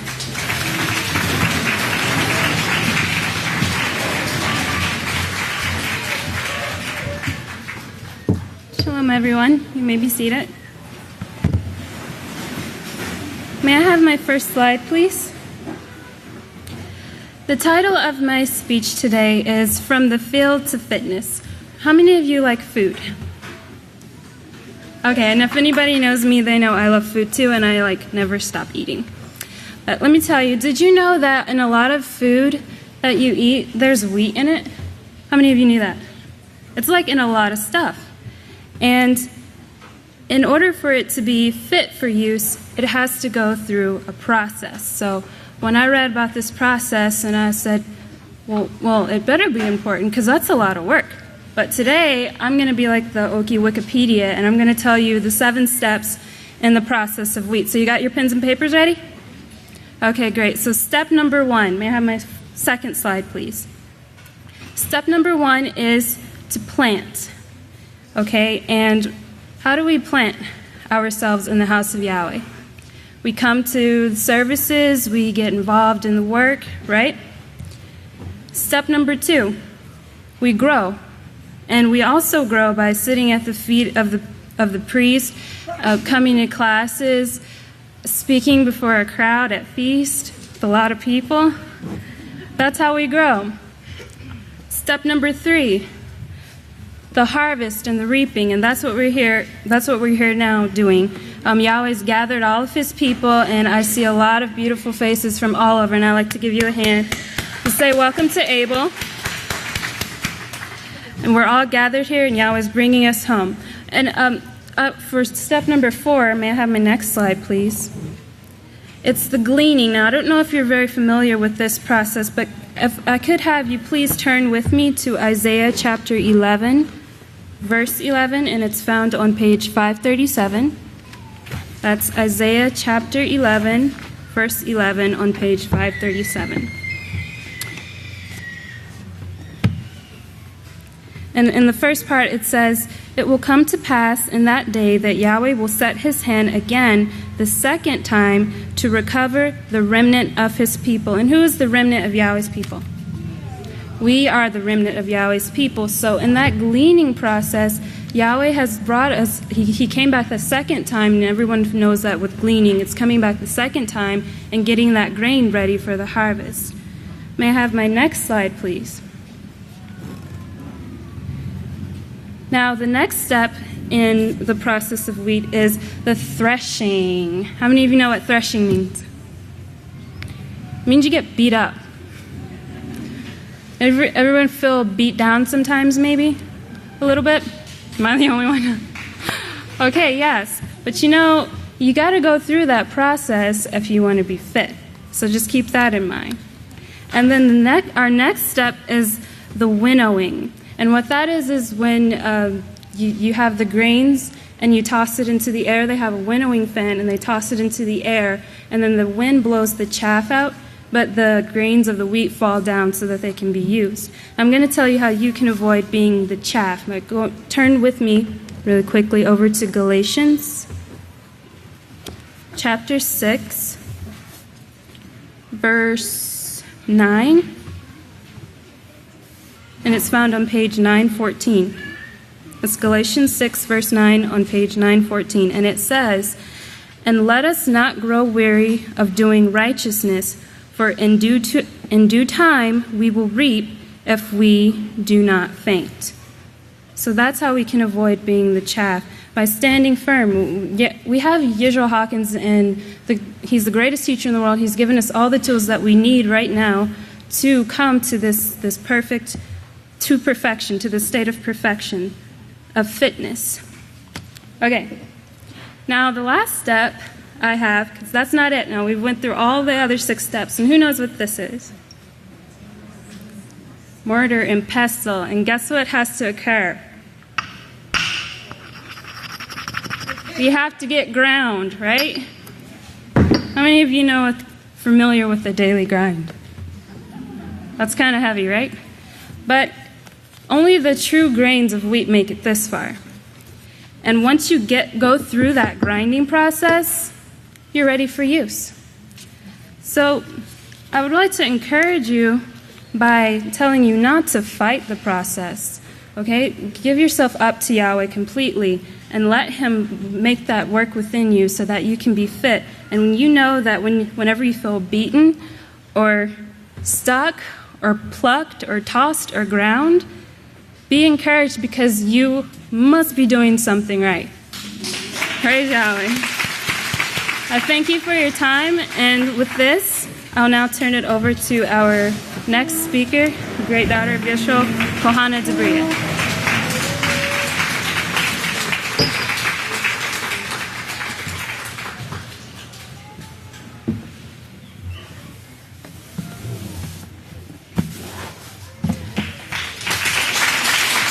Shalom, righteous sisters, righteous daughters of Israel Abel Hawkins, you may be seated.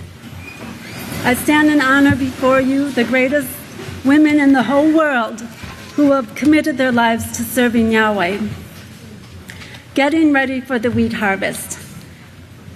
The title of this speech is Once in the Days, Also in the Last Days. I'm going to read this first part of this scripture, and I want you to tell me what book I'm in. Once in the days when the judges judged. Judges? No, it was Rhea.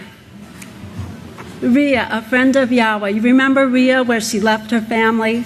And she said in verse 16 of chapter 1, "Do not urge me to leave you, to turn back from following you. For wherever you go, I will go.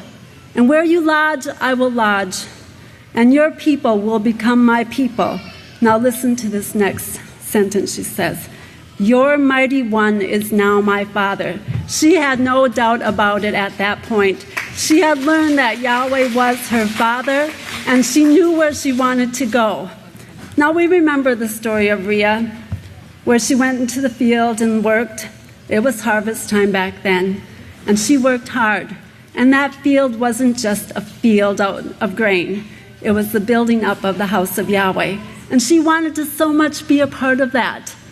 So she wanted to come under the wings, under the tallit of Boaz. And so she did. She gleaned in his field, just as we glean in Yisrayl Hawkins' field. And we come under the tallit of Yisrayl Hawkins, and we become his family, his seed.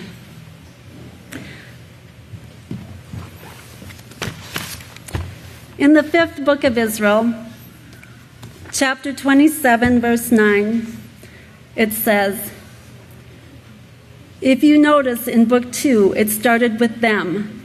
From that book, Yahweh is talking to the house of Yahweh in the last days. All through this book, from Yeshua's writings on, is talking to us today. They did all that work for us. This generation, praise Yahweh, I'm glad they were zealous for their work. And you know what?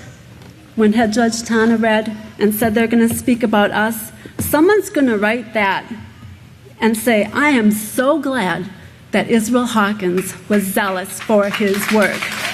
Because, sisters, Just as Yeshua and the Messiah did everything for us to prepare us, we now are doing everything to prepare for those yet to come. And when you read in the 14th book of Israel, and you go to chapters 18 to 25, the planned genealogies, you will be amazed at how Abraham set his mind on doing the work of Yahweh. And he was not only forefather, but he was the forerunner of Yeshua. Are you zealous for the work? Are you a pleaser of Yahweh or a pleaser of man? Are you one that when the person over you turns their back, you do your own thing? Or are you zealous to do the work whether someone's eyes are upon you or not? Yahweh's eyes are upon us, not only to encourage and to inspire us, but to see how if we have set our hand to this harvest, to finish the work. And when we're set and given a job to do we do it with all our might as to Yahweh? Yes, we do. Praise Yahweh. And that was from a babe. We do it with all our might. Because when you walk away from a job that's assigned to you, that hurts the house of Yahweh. The house of Yahweh suffers. And when the house of Yahweh suffers, then the house of Yahweh looks bad. We want to stand in our place and do our part. Now, harvest time, the tests and trials are very beneficial. I'm a farm girl. I grew up on a farm generations past. It's just within my blood. I'm a farmer. And we had a farmer that lived near us, and he grew sorghum. And he was telling me one day how the sorghum, when it rained really well and all the conditions were right, the sorghum just got huge and lush. And he said, at the end of harvest, you'll get lots of sorghum, he said, and you'll make molasses out of it. But he said it won't be of great quality. And I said, well, that's really odd. You got all the right conditions. And I said, tell me why. And he said, okay, when you plant that seed and the sorghum grows up and it doesn't get all the things that it really needs, it's a little stressed, its roots will grow down deeper to get that moisture. And it will grow down deeper and pull up more minerals. And when you harvest that sorghum, you are going to get quality. So you see, now you know why your tests and trials are so important. Your quality, sisters. We're not quantity, we're not the most, but we are what Yahweh wants. And when you prove to Yahweh that you're going to stand in your place and do your part of building up the house and doing the work and not leaving something undone, you are that quality that Yahweh is building within his house. You are making yourself ready for that great harvest. And we don't have to worry about the tares. Yahweh will take care of them. Besides, I want to tell you, the tares are very beneficial too. Out in the garden when we work, we leave some of these plants grow, the weeds. You know why?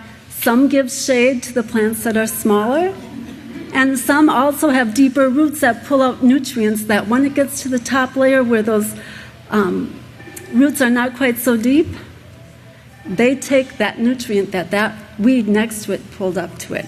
So you see, we need what Yahweh has given us. We don't ever have to question. I encourage you, sisters, stand in your place. Let us be ready to finish transgression, make an end to sin, and bring in everlasting righteousness. The harvest is ready. And at this time, I do have the honor and privilege of turning it over to another daughter of Israel, Abel Hawkins. Shalom, Papu people. You may be seated. Today, my title is Hold On to Your First Love. So much love abounds in the great house of Yahweh because we keep the 613 laws. I remember a sister telling me how one of her sons says, this is an organized government, and that is because we keep the 613 laws of Yahweh. Now in 1 Yachanan 5:3, it says, for this is the love of Yahweh, that we keep his laws. And his law is not grievous. The laws of Yahweh brings true love, joy, and peace. Praise Yahweh. Now, I want you to think about the very first time you made that connection with Yahweh and His house. The love and the joy that you felt in your heart is a treasure that none of us want to lose. I am thinking about that. And when you love something, when you really love something, you want to hold on to it. You want to hold it on firmly onto it. You want to protect it like a hen will protect her chicks from predators. That is how we hold on to the love we have.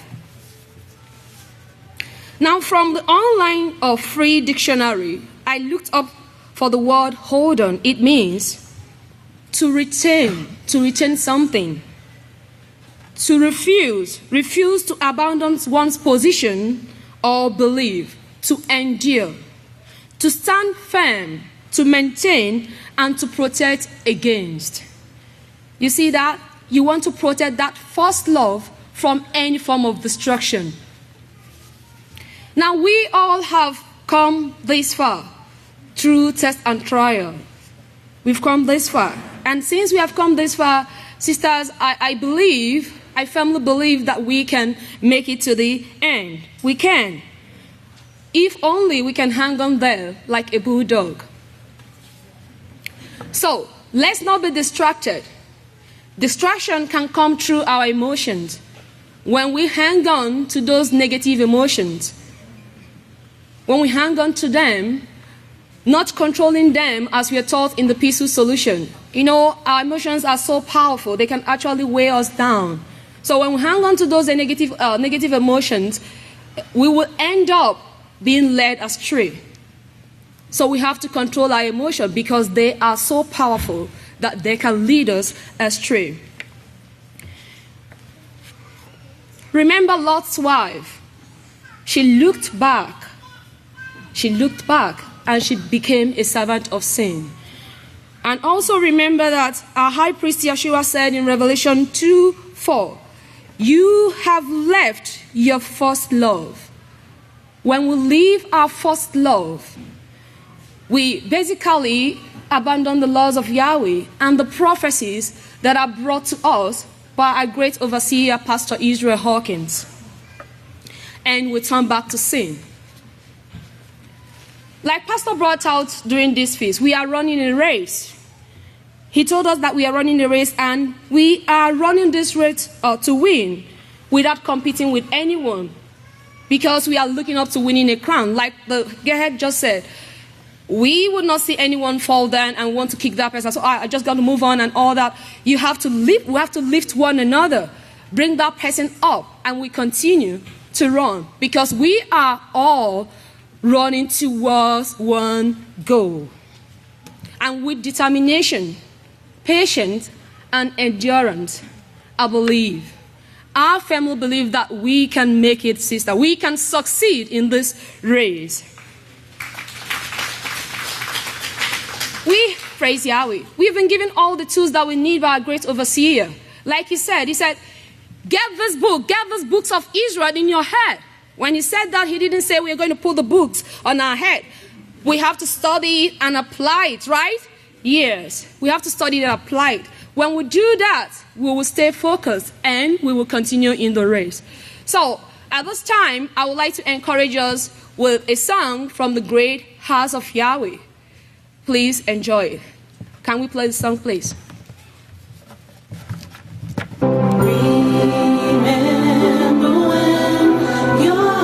With Yahweh begin, the joy you felt in your heart and soul. Then you wanted to tell the world of the precious jewel that you had found. You wanted to protect it because it changed your life.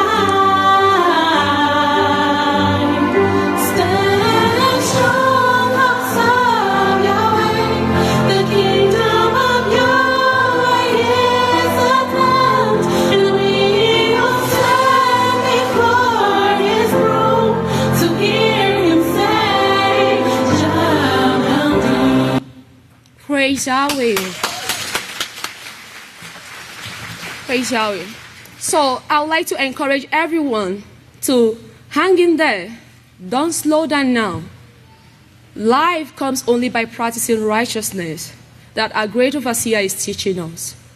It's harvest time. And with this, I will turn it over to the next daughter of Yisrayl, Abelin Hawkins.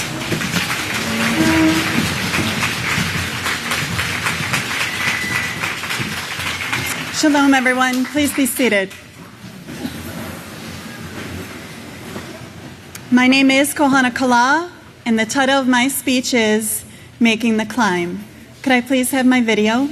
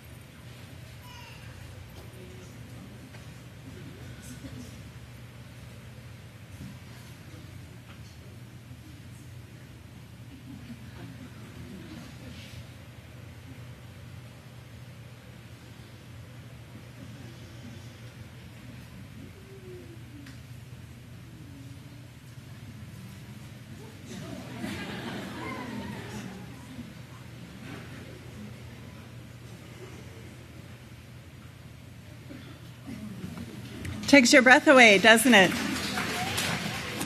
Did you know that we are mountain climbers too? Think of what it takes to climb a mountain. First of all, it takes diligent training. That mountain climber didn't just wake up one day and go do that. Just like him, we are being trained day by day, minute after minute. And Yahweh is so wise. He gave us the easy tests first. Remember? The ones that almost made us quit? And now we look back and we say, what was I thinking? That was a piece of cake. Every situation builds our endurance.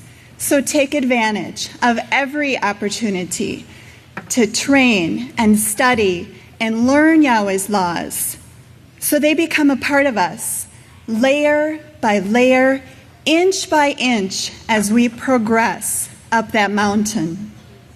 We are retraining. We are changing our DNA to accept and love the laws of Yahweh. Climbing a mountain also takes focus and determination. Climbing a mountain is not easy. It's not something that can be done half-heartedly, only when we feel like it or when it's convenient. Keeping Yahweh's laws requires that same focus and determination. Climbing this mountain is a way of life. Perseverance. It's tiring climbing a mountain. And whether we've been climbing for 3 weeks, or 3 years, or 30 years, don't ever think our efforts are in vain. Galatians 6:9 says, "Let us not grow weary of doing righteousness, for in due time we will reap, if we do not faint, if we endure until the end." Mountain climbers also need stubbornness, that we're going to hold on like a bulldog, and we're going to stay tethered to the great house of Yahweh like that donkey. And when there is a setback, we choose to use the lessons learned to make us stronger. We keep working on it, at overcoming and determining in our minds to never sin again. In the 14th book of Israel, part 1, chapter 2, verse 153, Pastor says, the genes that Abraham himself placed in this seed that came down to you is actually a moral quality that you possess that makes you look on the laws of Yahweh and righteousness as more desirable to you than sin. Yahweh put within us the ability to make right choices, to endure the setbacks and the tests and the trials. We must trust in Yahweh and believe that Yahweh has a perfect plan, even if things take place that we don't understand. Finally, we need the right attitude, the joy. Did you see the joy on that mountain climber's face? Part of having a successful climb is rejoicing in the tests and the trials and the setbacks, knowing that they are for our coming to perfection. Jacob 1:2 says, my sisters, count it all joy when you fall into various temptations, trials, knowing that the testing of your faith develops endurance. And let endurance have its perfect work, that you may become perfect and complete, lacking nothing.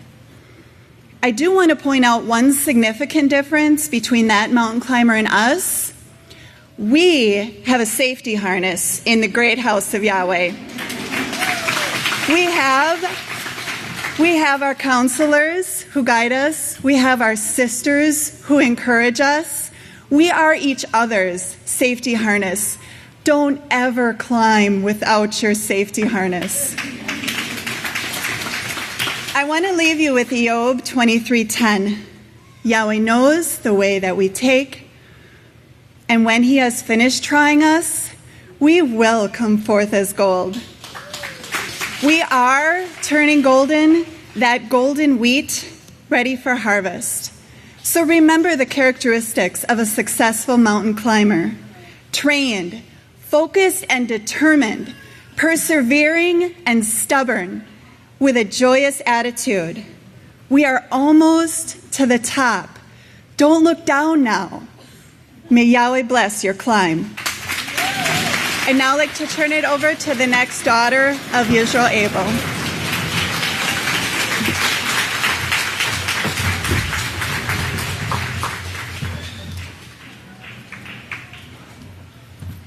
Shalom, everyone. You may be seated.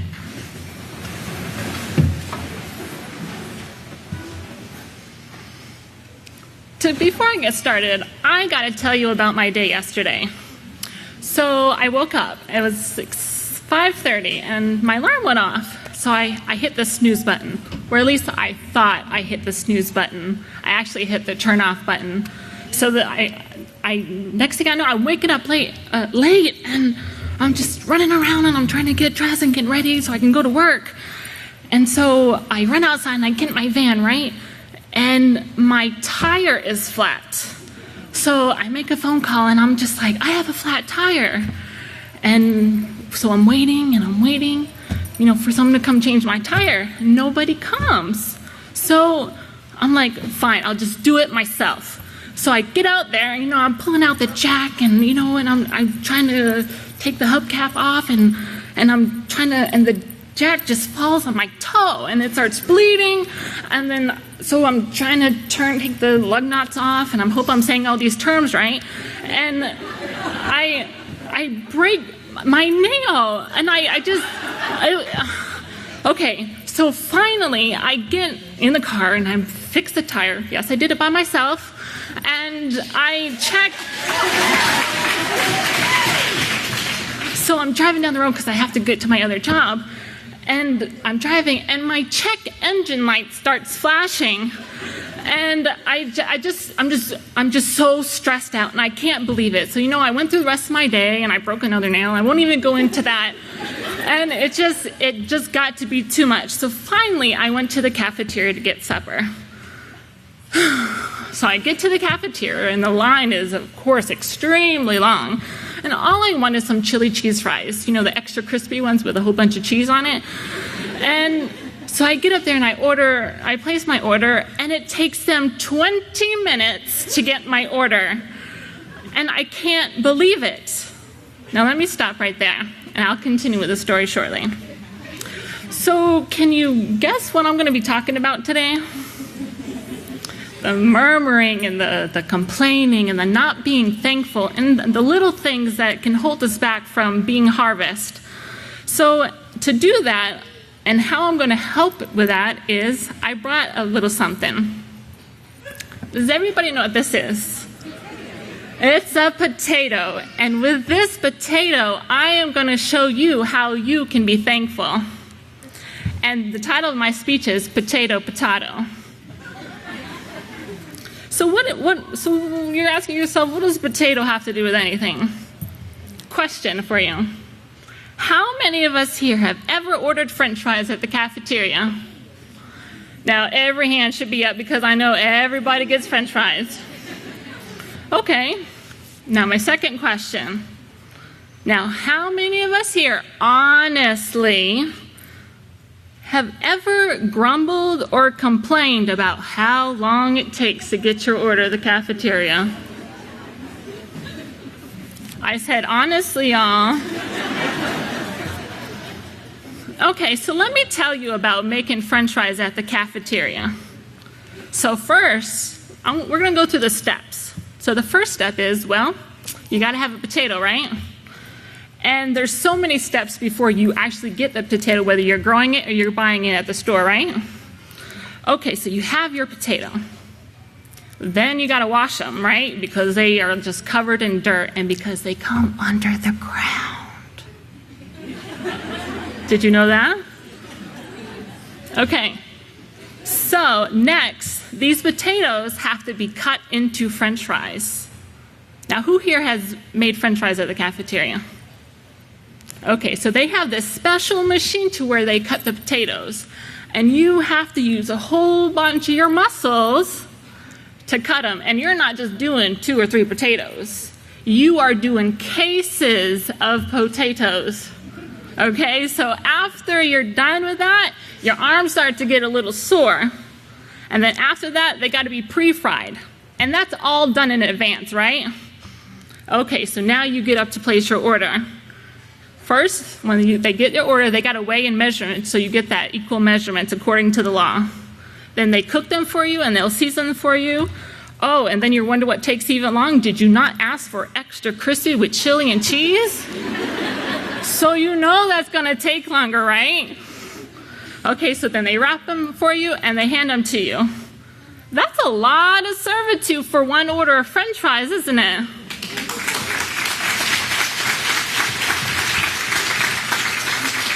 So the next time you go to the cafeteria and you order French fries or whatever it is that you're wanting, a Jamaican patty, a burger, a steak with a baked potato, and they take 15, 20, 30, 45 minutes to get your order, and instead of mumbling and complaining and saying, that takes so long to do, we should be asking ourselves, what can I do to help?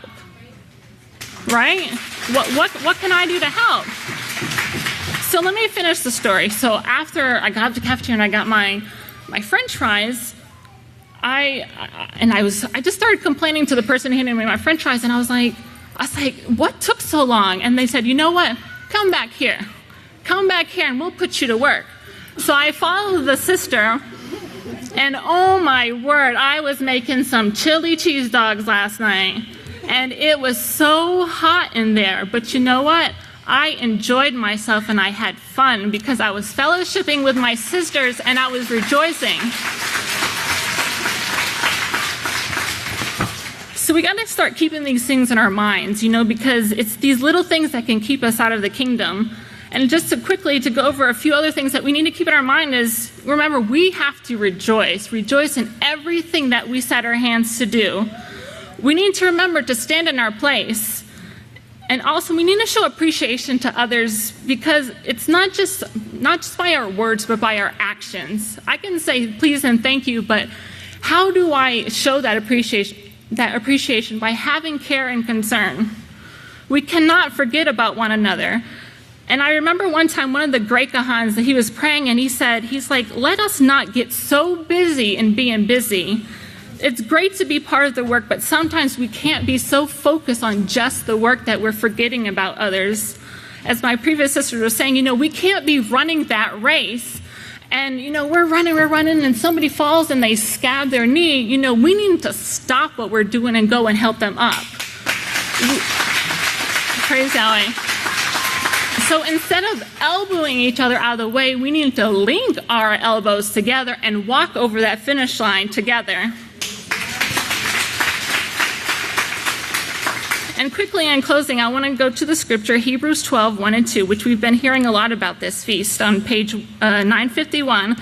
And it says, therefore, since we are also surrounded by such a great cloud of witnesses, let us lay aside every weight and sin which so easily entraps us, and let us run the race that is set before us with endurance, looking to Yeshua, the first who was led and perfected by the faith, who for the joy that was set before him endured the sacrifice, despising the shame, and is set down at the right hand of the throne of Yahweh. So remember, sisters, to have that attitude of servitude and not that servitude with an attitude.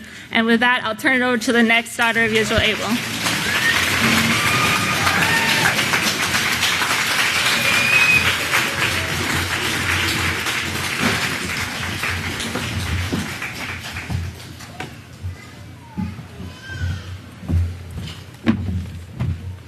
Shalom! Let's give a round of applause for Yisrayl Hawkins. Woo!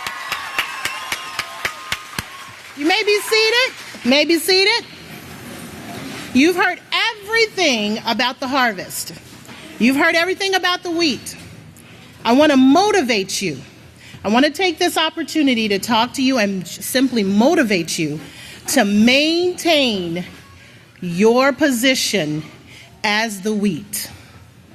Okay? You are the wheat. There's no ands, ifs, or buts about it. We are the wheat. Look at somebody to your left or right and say, you are the wheat. Very nice.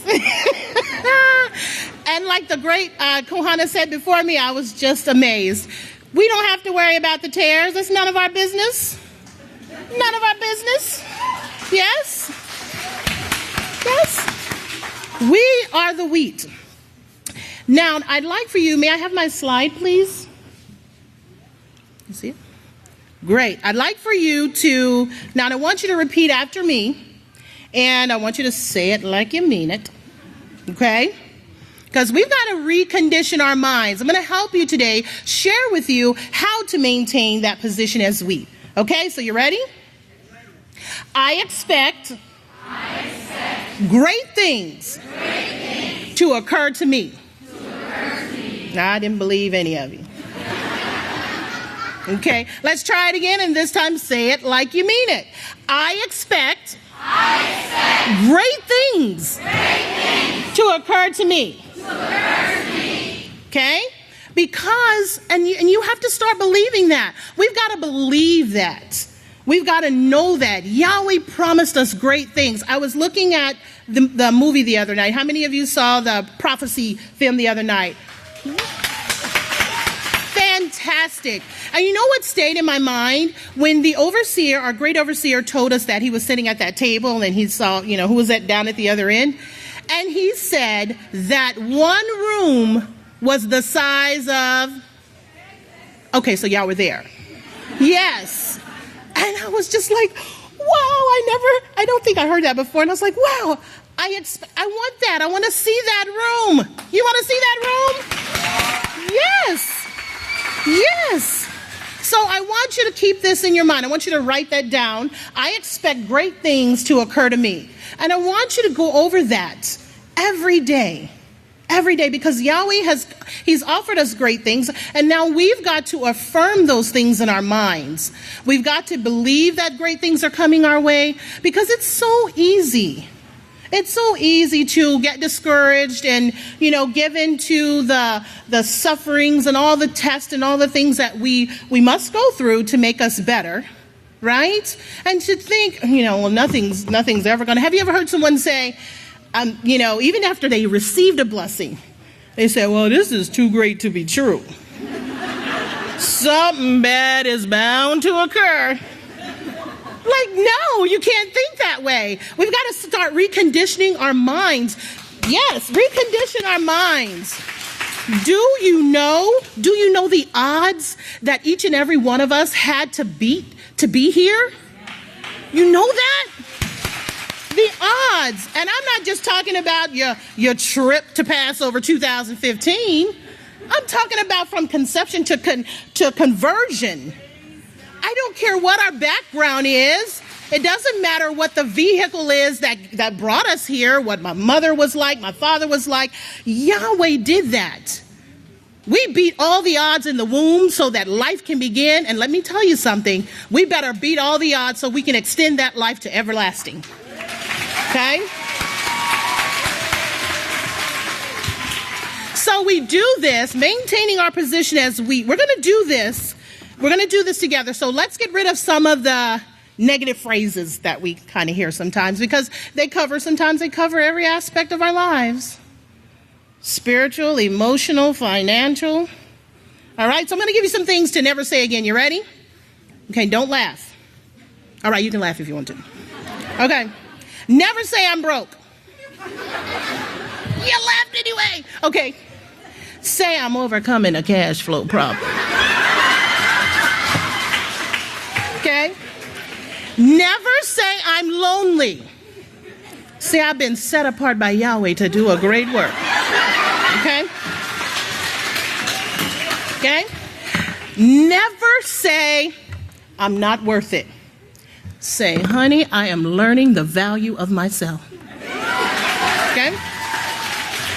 And the last one, never say, I'm tired, I can't do this anymore, I quit. Say, yili, yili, la ma'a zabatani.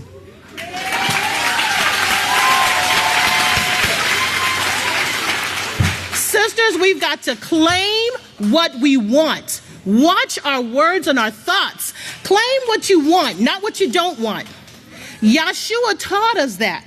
He said, a tree. Because let me tell you something. Everybody, if you ask everybody, you take a poll right now. Do you want to be a part of the kingdom of Yahweh? Everybody's going to say, yes. Do you want everlasting life? Yes. Do you want to be a part of the resurrection? Yes. Well, let me tell you something. Want shows up in conversation. Expectation shows up in behavior. Okay? So if you want this, you've got to think like you want it, you've got to speak like you want it, and you've got to behave like you want it. Okay? Yes. This is our inheritance, and there's nothing arrogant or prideful about that. I want that inheritance. I want what's coming to me. How about you? Yes. Yahweh offered it to us, and he said, if you do this, this, and that, I'm going to give you this, that, and that. So we have to believe in that. We have to reinterpret. Well, the last thing I want to say before I get off is we have to start reinterpreting our test. And I know you've heard about that today, but reinterpret our test. Yahshua taught the disciples, and when he was teaching the disciples that, how many of you remember when, I believe he was going to the Garden of Gethsemane, and he was about to be arrested, and one of them cut off the ear of the high priest, right? What did he tell him? Think about what he told him. This is not what I've taught you to do. But he kept telling them that this must be done because of prophecy. Rethink about what you're seeing. I know it hurts. I know that it's a sorrowful thing to lose. They had to feel sorrow. They're getting ready to lose Yahshua. So whatever our test is, this is not to devalue the pain or the hurt, but to know that we have to reinterpret our test. So real quick, I'm going to wrap it up. Let's go back over it again. I expect great things to occur to me.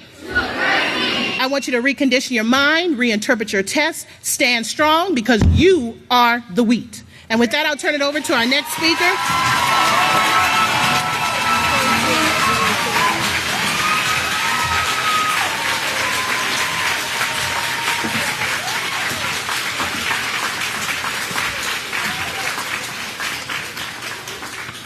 Shalom again, great saints of Yahweh. Please be seated.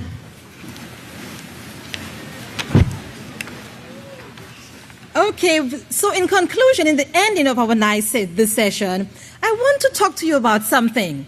But before I do that, I want to talk about a part in the body that has to do with the position. So first, I want to test our children's idea of how well they know left and right and so and so. Children, are you here? Nice job. Take your right hand and touch your left eye. Mommy, see if they have it right. Take your right hand and touch your left eye. Okay, nice. Adults, you now. Don't show me. Don't say the answer. Just slightly direct where it would be. Trust in Yahweh with all your... Don't say the answer. Love Yahweh your Father with all your... Okay, that's okay then. That's nice. How do you love Yahweh your Father with all your heart? How do you trust in Yahweh with all your heart? Trust in Yahweh with all your heart, your soul, and your might. Now, I was speaking to a friend of mine, and I said to her, you have to activate your heart. Afterwards, I thought, what did I mean by that? Activate your heart? Then I thought, and every time it kept coming back to me, what was I thinking when I said to my friend, activate your heart? And then I said, but it's not a fancy thing like that. It's whatever you've been approved to do, do it with all your might. In the great house of Yahweh, whatever you have been approved to do, put your whole heart and mind in it. Who are you doing it for? For great Father Yahweh. Do you have to clean your bedrooms, children? Oh, yes. Who are you cleaning your bedrooms for? It is for Yahweh. You might think it's for your mommy or your daddy or so. You cleaning that room for Yahweh. Do you know why? Absolutely. Yes, Yahweh is looking at you as a child and he's saying how well you can take care of that little portion that he's given you. See? And you wipe there really nice and so and nice and clean. Activate the heart. Could we have a chart of the heart, please? I have a chart somewhere here. Oh, nice. The heart is a very interesting organ in the body. On what side of the body supposedly is the heart? The left? Yes, somewhere there, yes. It pumps blood through all the parts of the body. It takes that wonderful oxygenated blood, a big word, blood filled with oxygen, and pumps that to the parts of the body that we need it. And the blood that has no oxygen, it takes that blood and pumps it back to the lung, and they do their thing. Taking care of our bodies, beautifully, wonderfully made. And you see, let me ask you something. Everybody look at our heart. Look at it a little bit here. Tell me, let me ask you a question. Tell me if you can see it. Let the peace of Yahweh rule in your heart. Can you see it there on the chart?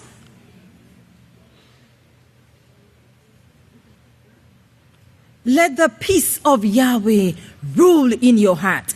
How is the peace of Yahweh ruling in our hearts, but it's pumping blood? great house of Yahweh, we are magnificently made. We are wonderfully made. Think of the microorganisms. Do they know how to pump peace? Here's something else. What is pumping in your heart that goes throughout your body? Because if Yahweh says, love Yahweh your Father with all your heart, it means somewhere that organ in your body knows about loving Yahweh our Father. True or false? And what might be it? What might it be? The microorganisms that listen and obey Yahweh. And do you know something? Whatever is in your heart is shown in your eye, comes out on the tongue, and it's in your hand. True or false? Absolutely. On the night of Seder, we saw love. True or false? We saw the love with the little intricate details of the beautiful settings on the table. Did you see it?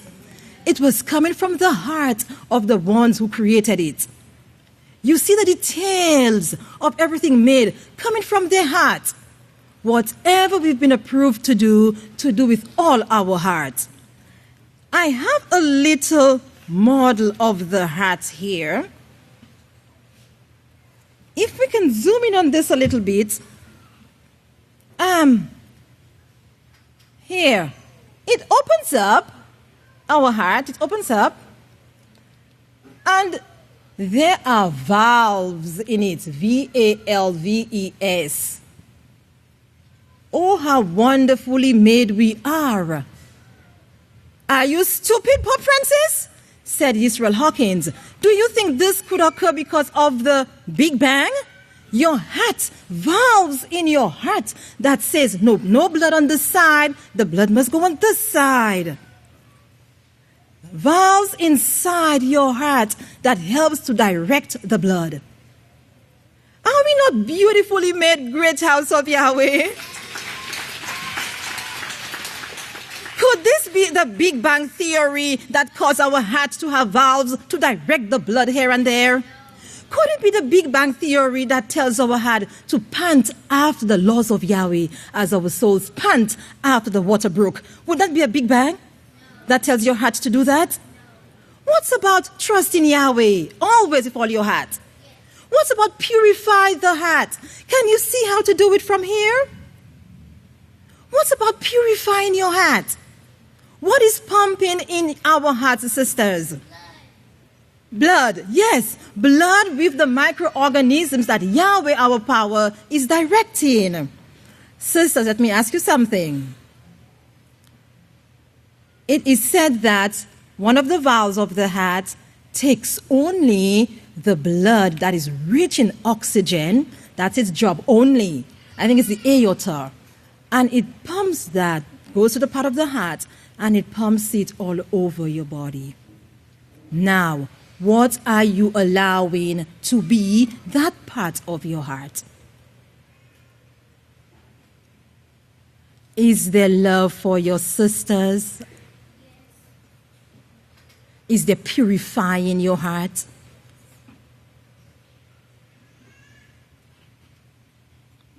Is there, I will enter the gates of Yahweh with thanksgiving in my heart? What are you allowing to be pumped in your heart? It will come out in the eye. And what's about the saying? Do you remember the saying that says, out of the abundance of the heart, what occurs? Yes.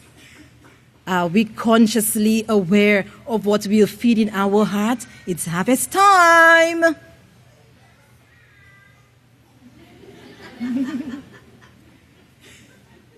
Feed the heart with the laws of Yahweh, great house of Yahweh. Consistently feed your heart with what you know will boost up and encourage love, joy, and peace in Yahweh's house. Fill your heart with the things that will purify it so that we can run that race together with each other, supporting and building the great work of Yahweh. And with this, great sisters, I'd like to turn over to our next special speaking program. Praise Yahweh.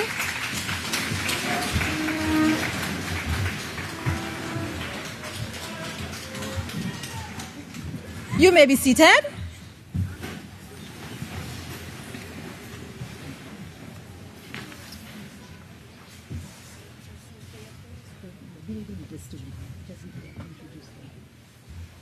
Okay, I have the honor of introducing our finale to show and to hear the conclusion of the matter. When I came to the house of Yahweh a long, long time ago, the directors here, they asked me to say what I have learned from the great last day's witness, the seventh Malach. So here's what I've learned from the seventh Malach, the great white buffalo. I was sent to an office and they told me the elder's wife, the elder's wife will come and show you what to do. I said yes. So the elder's wife came, Tanner Hawkins.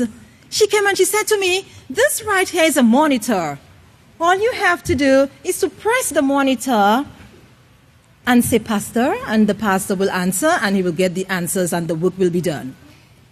So I said, yes, ma'am. So the elder's wife left. So here comes questions and the workers are asking questions. So I went to the monitor quickly and I pressed it. Pastor. Pastor. Can you hear me? Pastor. Excuse me, Pastor. Next day, guess who came back to me? The elder's wife, Tanner Hawkins. She said to me, dear, the pastor is not hearing you on the monitor. You have to try to speak up. I said, yes, ma'am, although I'm trying to speak really loudly. She said, speak up. The pastor needs to hear. So next day, here comes the questions again, and I went to my monitor. Excuse me, Pastor. Pastor. No answer. So when the elder's wife came the last day, I said, ma'am, this is it. Maybe this is not my job. But do you hear how my voice is nice and loud now?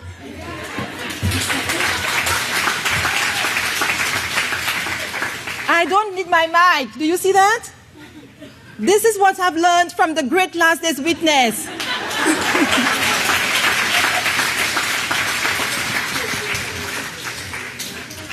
But this is true, but really what I've learned by the great last day's witness is everything that promotes Father Yahweh, the power of our Father, and everything that's righteousness I have learned from the great white buffalo.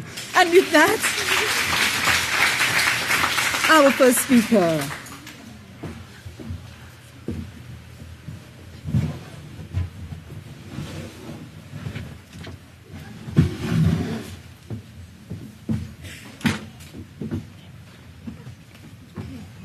Shalom, everyone. You may be seated.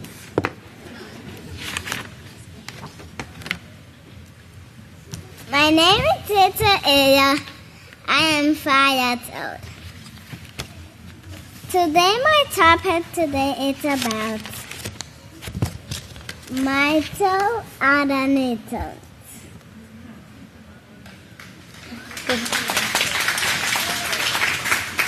They are tiny, tiny birds that you cannot even see. Do you know where we find them? In you and me? The animals, the plants,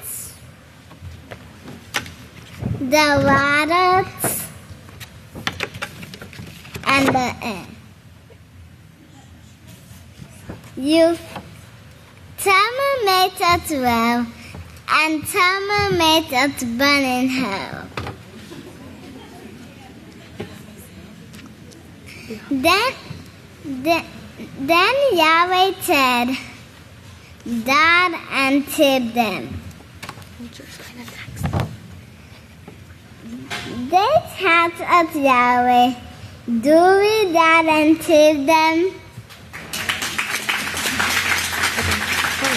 They House of Yahweh, do we that until them? This House of Yahweh, will we that until them?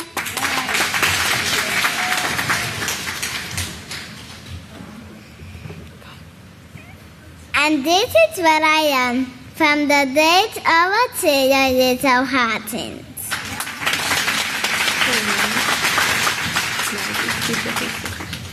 And now let us hand over to the next picture, to the picture's Maddie.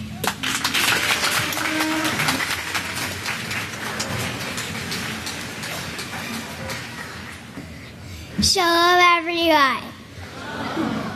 You may be seated.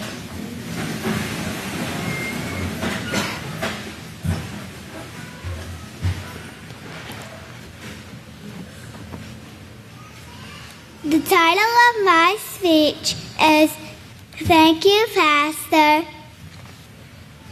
What is it that you have there, Maggie? Can you spell that for us? W-A-Y. And why did you have that on there? Well, Maggie, do you want me to tell them what I remember you taught me? That I didn't learn from Pastor because you taught me? She taught me that Pastor taught her that through his laws, we can change our ways. Praise God.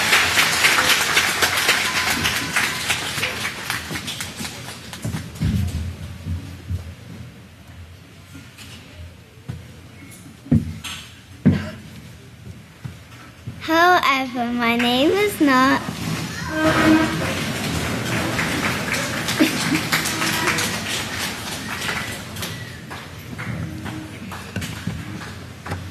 However, my name is Noah, and I'll be your next teacher today. You may be seated.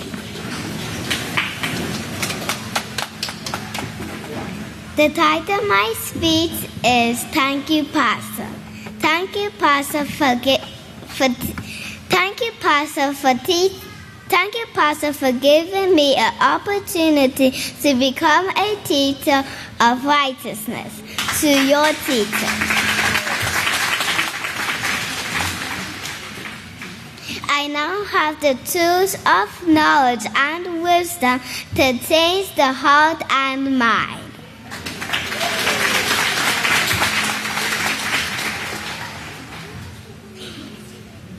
of all mankind. I am ready for the next assignment with you. Maybe the universe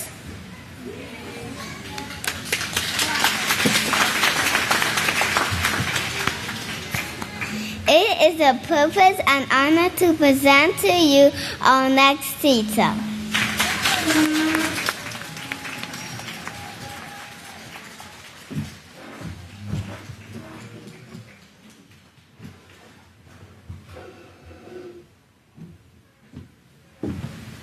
Shalom, everyone. You may be seated. My name is Olim, and I am here to show my appreciation to you, Pastor Hawkins, for all that you have done for us, the children of the House of Yahweh. As I stand here today, I can stand here with humility. As a child of the House of Yahweh and as a seed of the last day's witness, I want you to know how very thankful I am for helping me to achieve my goals. One of my main goals is to become a scientist or microbiologist in the House of Yahweh.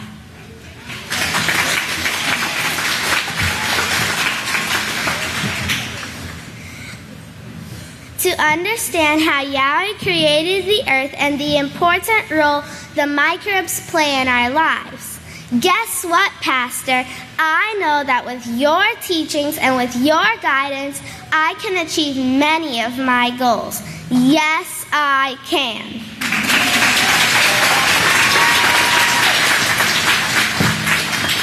With all that I have said here today, I will truly and sincerely like to say thank you, Pastor, for helping me achieve my future.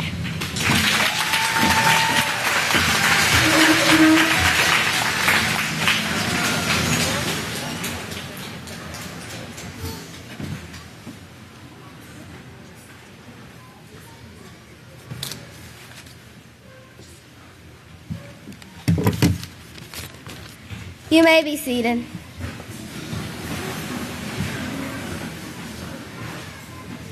Shalom, everyone. My name is Eden, and today, out of the many things Pastor has taught us, I would like to thank him for teaching us the importance of the holy garments. Pastor, you have taught us that the holy garments are a point of contact between us and Yahweh. You have also showed us that Yeshua wore a talit in submission to Yahweh's laws. I am thanking you, Pastor, for this understanding.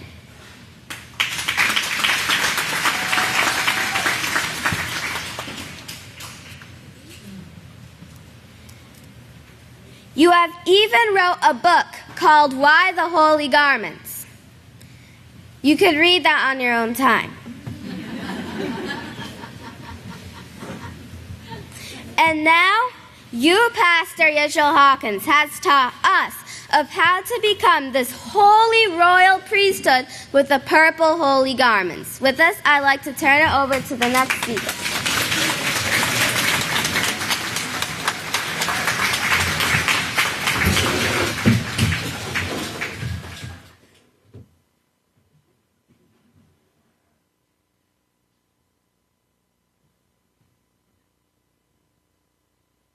Shalom, everyone. My name is Yisrayl. You may be seated.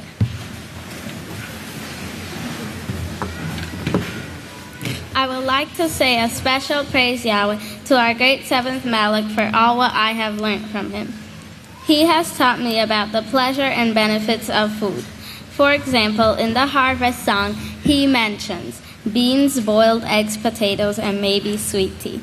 I have some here with me. Beans build up your body. Boiled eggs are so great for your eyes. Potatoes give much energy. And sweet tea is for cleansing. So let's give thanks and praise to Father Yahweh for such a blessing. So if you will all please turn to Psalms 100. It's on page 473. And it says, "Make a joyful shout to Yahweh, all you lands, all you nations. Serve Yahweh with gladness. Come before his presence with singing.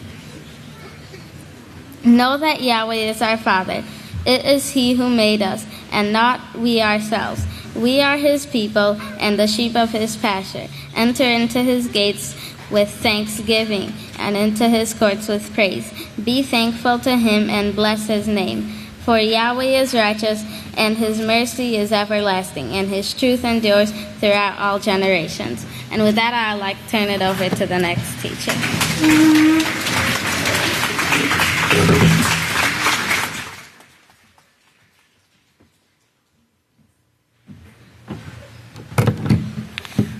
So, hello everyone. My name is Desai and I am your next teacher today. The title of my speech today is Work. I know you're all hungry. Would you like? You may be seated.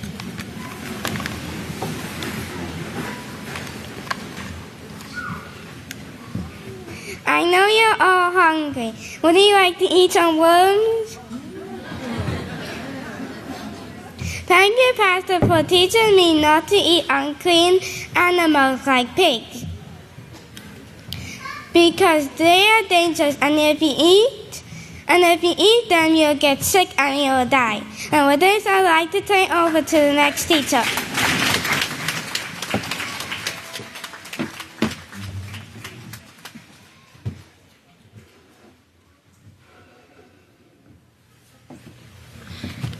You may be seated.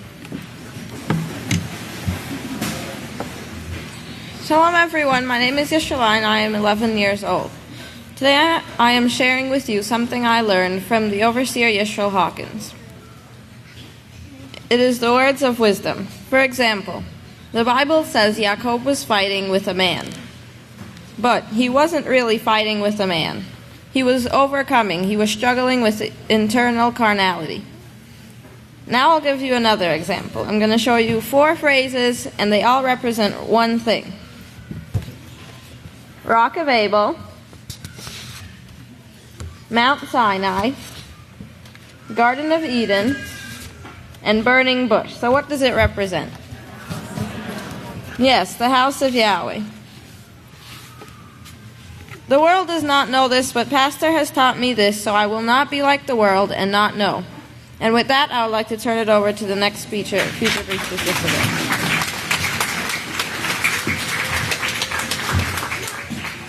Shabbat Shalom, everyone. I'm Abelin. You may be seated. Okay, so I am glad for an opportunity to give thanks and praise to Father Yahweh for all of the things I have learned from Overseer Yisrayl Hawkins. The ultimate reason why mankind was created is very interesting to me. Can everyone turn to Genesis 1, verse 26, please? Found on page 1. It says, "Then Yahweh said, I will make man in my image according to my likeness. They will have rulership over the fish of the sea, over the birds of the air, over the cattle, and over all the earth, and over every creeping thing that creeps upon the earth." In one of Overseer Yisrayl Hawkins' sermons, he said, "There is no other reason why man was created but to have rulership, working with Great Father Yahweh, teaching, guiding, and caring for all the works of his hands," which also includes the microorganisms that we will have rulership over if we are in complete unity with Yahweh and his house and his plan. And with this, I'll turn it over to future priestess Sedekia.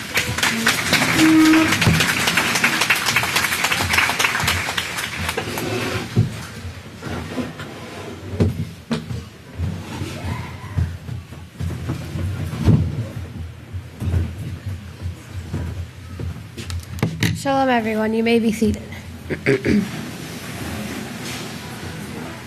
My name is Hideki, and I am here to say a special thank you to Pastor for teaching me to become a teacher of righteousness. I see the benefit of teachers and the impact they have on lives.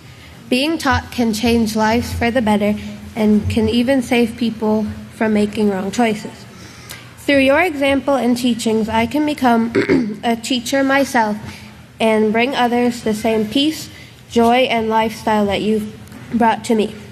I look forward to continuing this cycle throughout generations. Thank you, Pastor, for helping me continue the cycle of righteousness. And with that, I'll turn it over to our next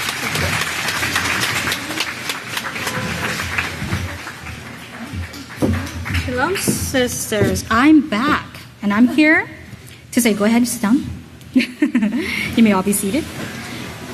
Now, I'm been given an honor, a blessing, to be here to also thank Pastor. But I want to just not thank Pastor. I want to praise Yahweh for him.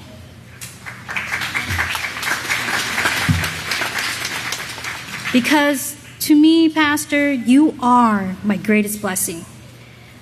Because my life, since I set foot on the 44, has not been the same. Now I wear color. All right, color of the rainbow. Now I wear color. Usually black and white, but now I wear color. And I love salt. And I love sugar. Can never have enough. Raised on a really strict father who didn't like salt and sugar, so life has changed. And I rise up, not at 5:30, but at 3 o'clock of a night, 3 a.m. actually, because I think about the work. I can't stand it to be undone. I'm always thinking about it. And I can't live without attending Sabbath services and the feasts. You believe that? You all agree with me? You just, when you start feeling the sniffles, you're like, oh no, I'm not going to miss that Sabbath day. But then you have to because you're like bedridden. But it hurts. It hurts. And life is just not the same anymore once you step foot on the House of Yahweh's ground and you learn from the teacher. But I thank you, Pastor, because I have practiced and now put into action to love others by putting them first, because you had always put me first. You had always made sure that I and your seed, your offsprings, are more joyous each and every day. So, Pastor, I not only thank you, but I greatly praise Yahweh for you. If you all please stand for Hejasimonia.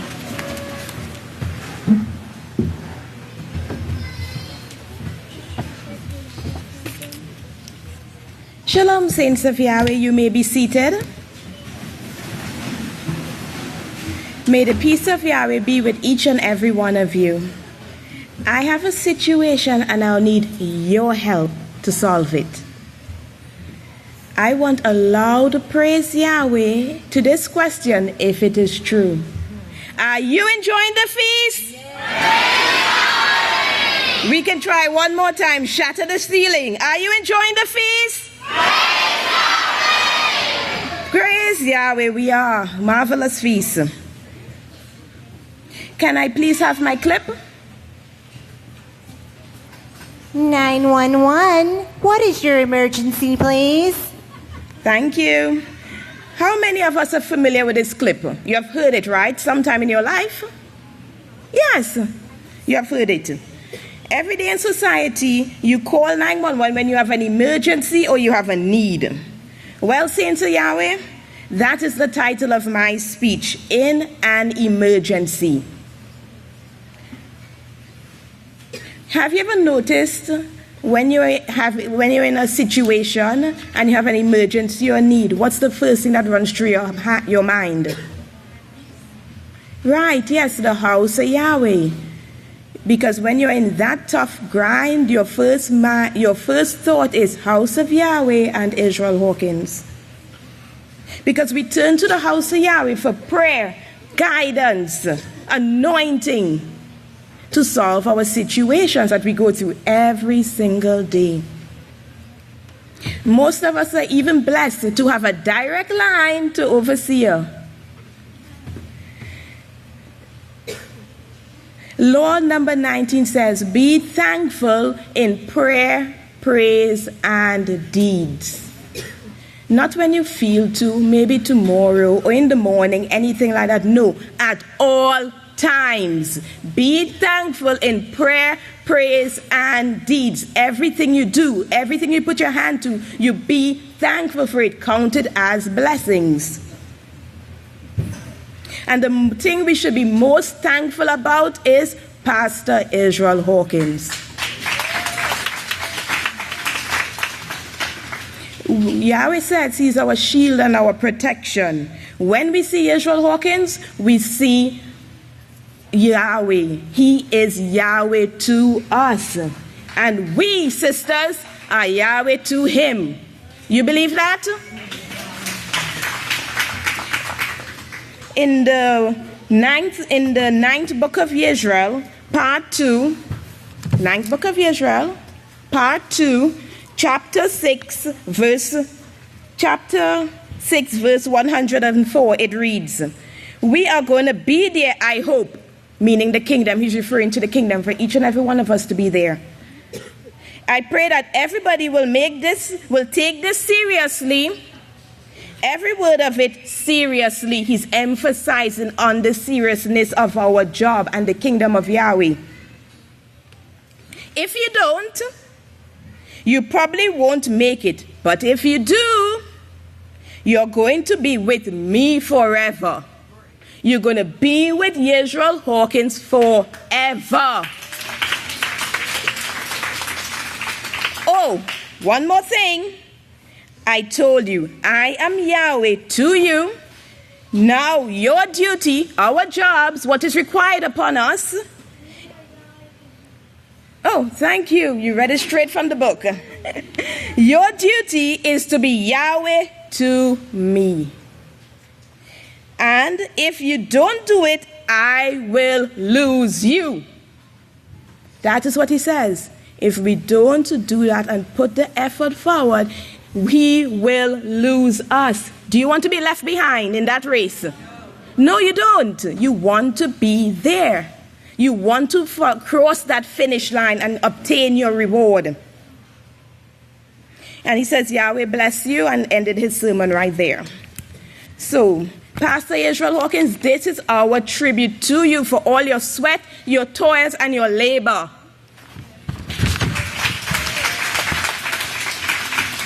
For serving us for all these many years.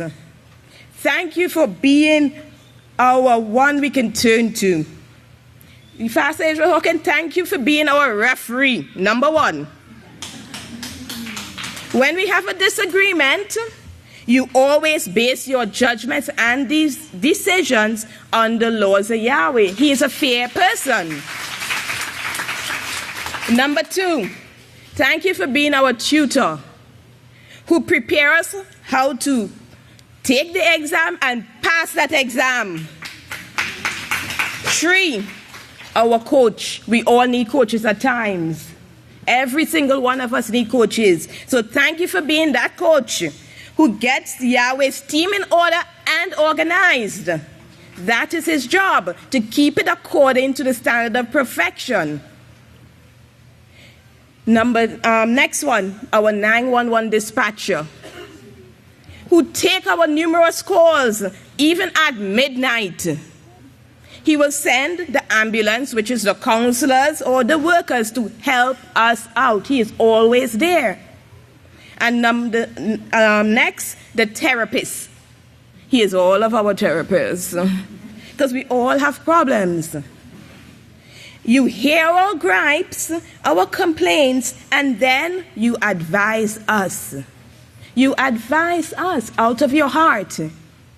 And lastly, next one, our cheerleader, who promotes us and supports us. He does all that for us. Lastly, and the number one thing we are thankful for, is you being our teacher, our righteous example that we have to follow to obtain this reward of eternal life. Long story short, we have to cut it short. What we are saying, Pastor Yisrayl Hawkins, is thank you for all the effort and help and dedication you have given to us. Imagine this, if Pastor rolled out of his bed one morning and said,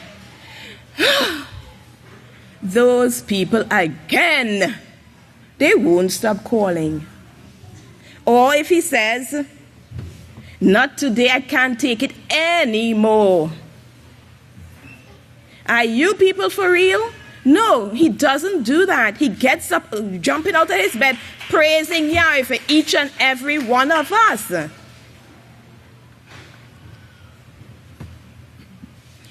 Sisters, we should be honored to be a seed of Yisrayl Hawkins in these last days.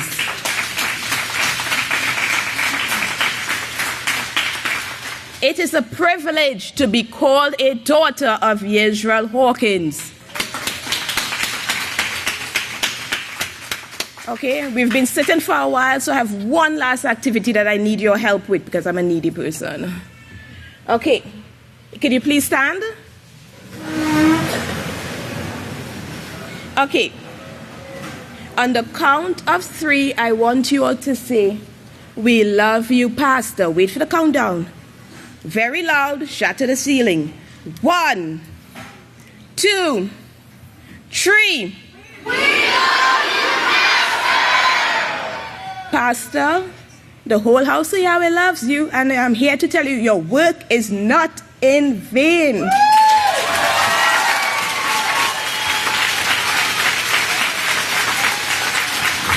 You may be seated. And I would like to turn it over to the great priest in the house of Yahweh.